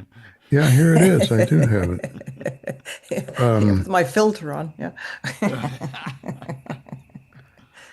It's Aretha Scruggs, if you know that singer. She's quite famous too. I mean, they backed up the Jacksons. I mean, everybody in Motown, and remember the Wrecking Crew. These guys are the vocal version of the Wrecking Crew. Okay, it's arethascruggs.com. ARETH. You want me to put it in there anyway? Here. No, I've got, I mean, it would be SCRUGGS. Yeah, let's see. 1G. I lost it. It's arethascruggs.com. And her email is redefined1@gmail. But it's REE defined number 1 at Gmail. REEDEFINED number 1 at Gmail. Thank you. And then the guy that does the sight singing class is Gerald White. Oh my God, I got in his class when they came in a little bit late. This was like 4 years ago. He had a stack of scores like this. And I said, what's that for? We're not going to do that tonight, are we? He said, no, we just came back from singing the Star Trek score. And I said, why did you have to go back? They said, no, we did it all in one day. I said, you did it in one day? Well, how many takes? If you do a second take, you're out. Did it mostly in one take. These guys really nail it. Yeah. I never heard anything like it. I said, I think I'm only retaining about 10% of your class. He said, congratulations, you're ahead of the few others. Can I come back, please, and do it a second time? That was very hard. Sight singing if you're going to do session singing, it's hard to crack that group. I wanted it just for the mental exercise because I thought it was if you're a horn player, you play one note. Chords, what's that? I wanted to hear second and third and fourth parts. You can get stems off of places like Crosby, Stills and Nash, Beach Boys, and stuff like that. You really want to study harmony. Really, really big time. That's really hard for me, but yeah, it is. Yeah. But it's great. I get to the third part, and I'm back up and singing the second one again. How did I lose it? You just have you have to hear it. Yeah. So your guitar players that are playing chords and piano. The piano's so good because the low notes are here and the high notes are up here. Whoever put the guitar together, I think, must have invented the QWERTY keyboard. Am I right? Jimmy, how come the second string doesn't pick up where the first string leaves off? So, but Jimmy's my guitar guru. I love him to death. So thank you Well, for you know everything you've done. what? Just to put a fine point on it, Don, you shouldn't Yeah. fret too much about the guitar. I just got a fretless bass, so I don't fret too much, right? And I said, Jimmy, is this like a string trombone? He said, that's the idea, all right, right. Don't let the fret get in your way. That's true. Yeah. Yeah, thanks for that. That's funny. But I have a question for Don, if that's okay. yeah.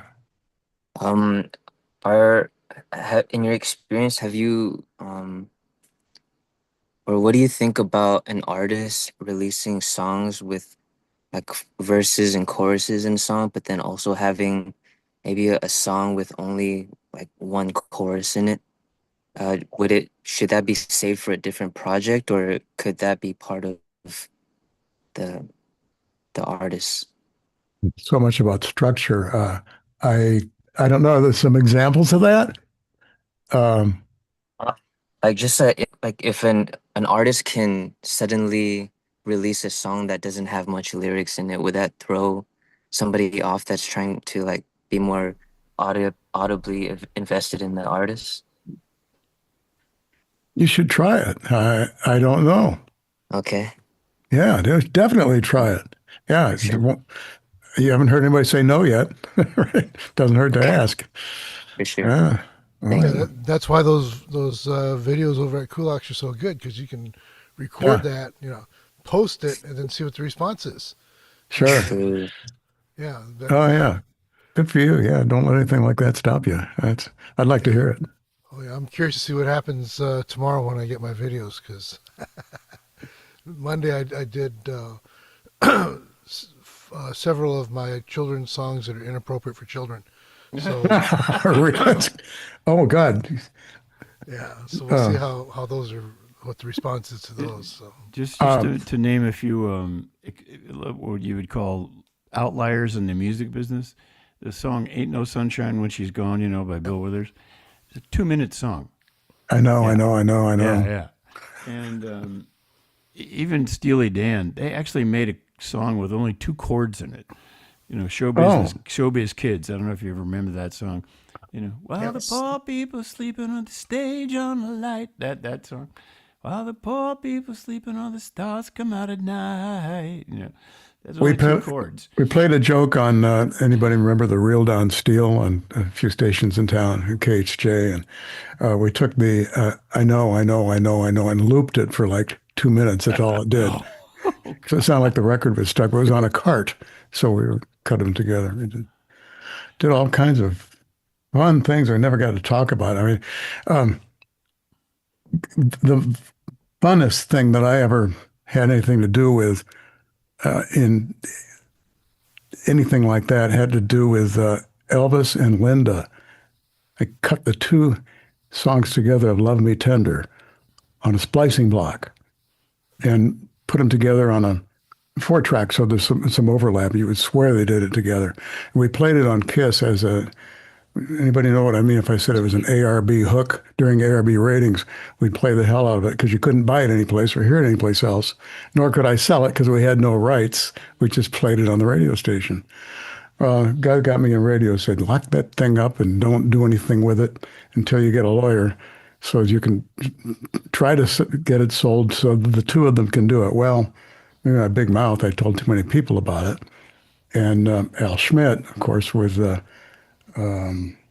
forgot who else was involved, used that as an idea starter to start doing some duet albums. And the first one, I was at the session with at Ocean Way, and it must have been in the 90s, Unforgettable, with where she sang that to her deceased father. They flew the trachea and isolated it with a full orchestra, full forward, with the orchestra and her singing with it. And Phil Ramone was producing and Al Schmidt was mixing. And I walked in just by coincidence when they were doing it. I didn't know about the session more than an hour in advance. And what made it even funnier was the coincidence of it. The first chair violin with the LA Phils, a lady named Polly Sweeney, who's Allison Sweeney's mother. Turned out 5 years later, I married Polly's niece. That's my wife, Ann. And I never knew for several years that Ann's aunt was Polly, or that I wasn't aware of her at that session. It was just a family dinner one night. What do you mean you played with Natalie Cole? When was that? And we finally put two and two together. They were both at the session, not knowing each other until I married her niece. Small world, a bunch of those things.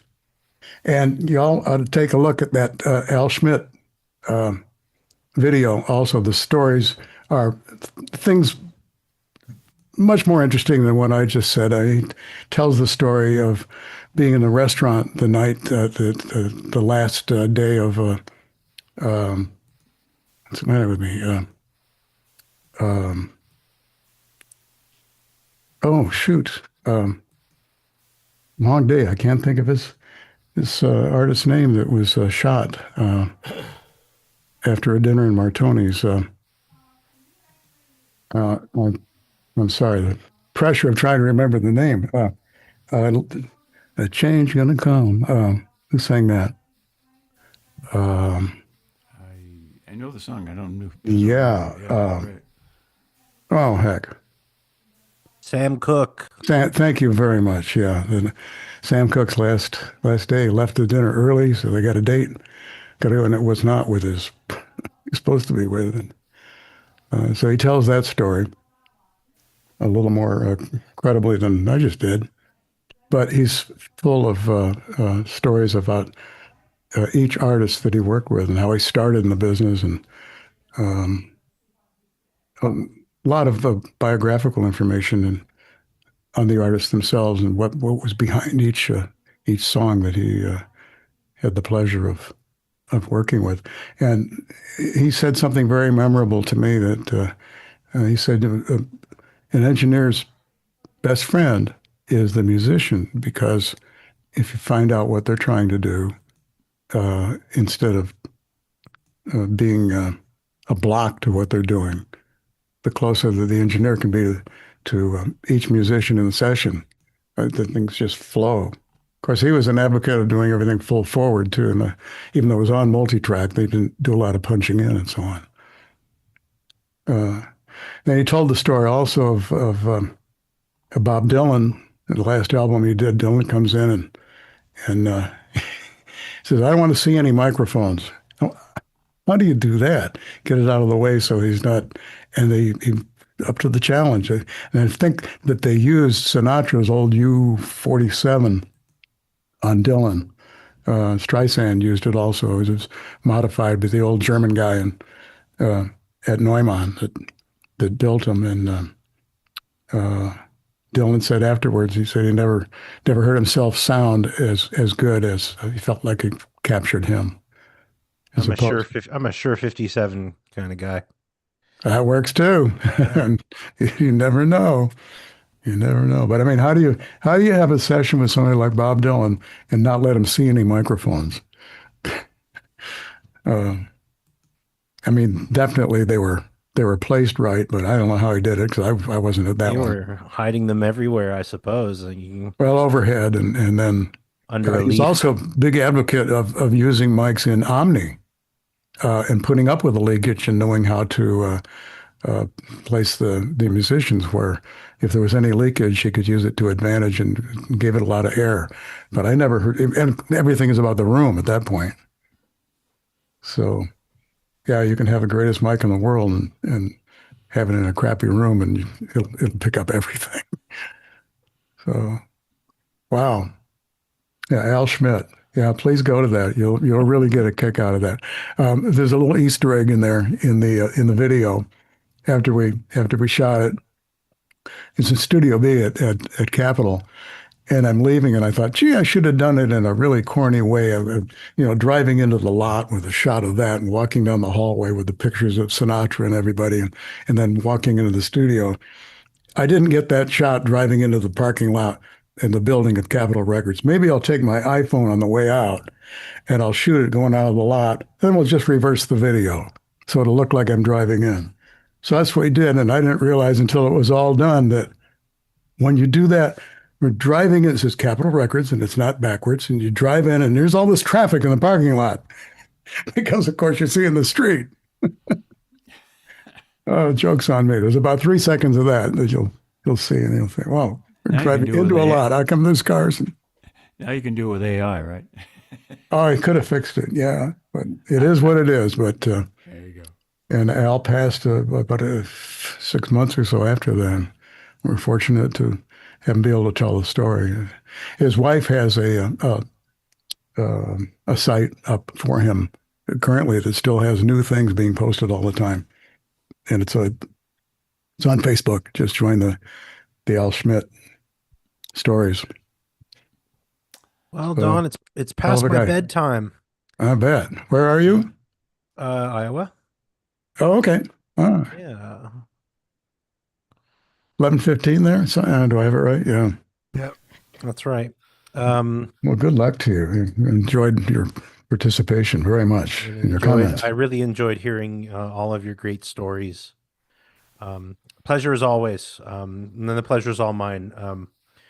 Some wonderful talents here tonight, and yeah, just an honor to hear everybody's contributions and be able to speak about them.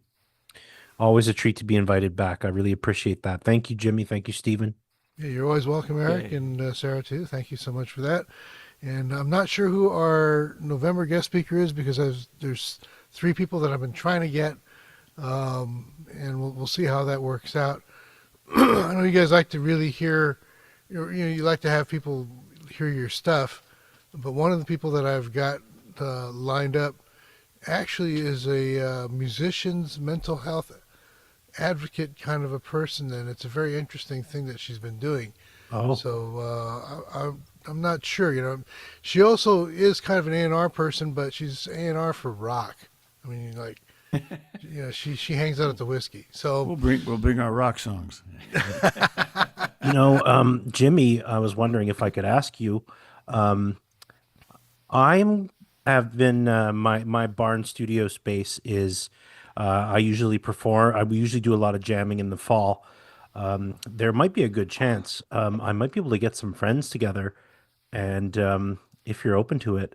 No, I can't go down to Pasadena. I think it was Pasadena where you have the venue, but I would love to have the honor of maybe performing something live on one of these calls. Oh, wow. Actually, there's something very cool that's coming up.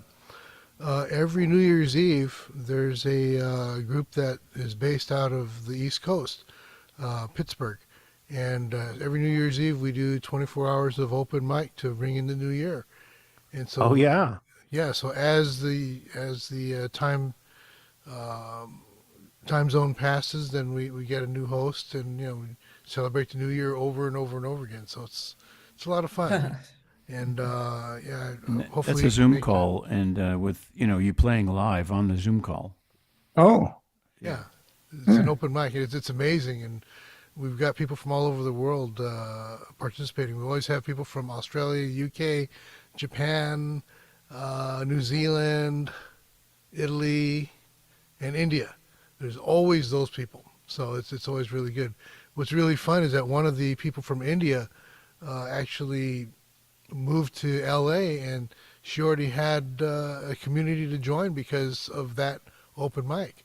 And so she lives here now in LA, and she just graduated USC. So you never know, that's what the community is all about. So beautiful global community, man. Yeah. And what's the name of that, Jimmy? It's called Hambones, Hambones, Hambones Open Mic. There's a Facebook page and a website and stuff like that. Sounds like a sandwich. Yeah.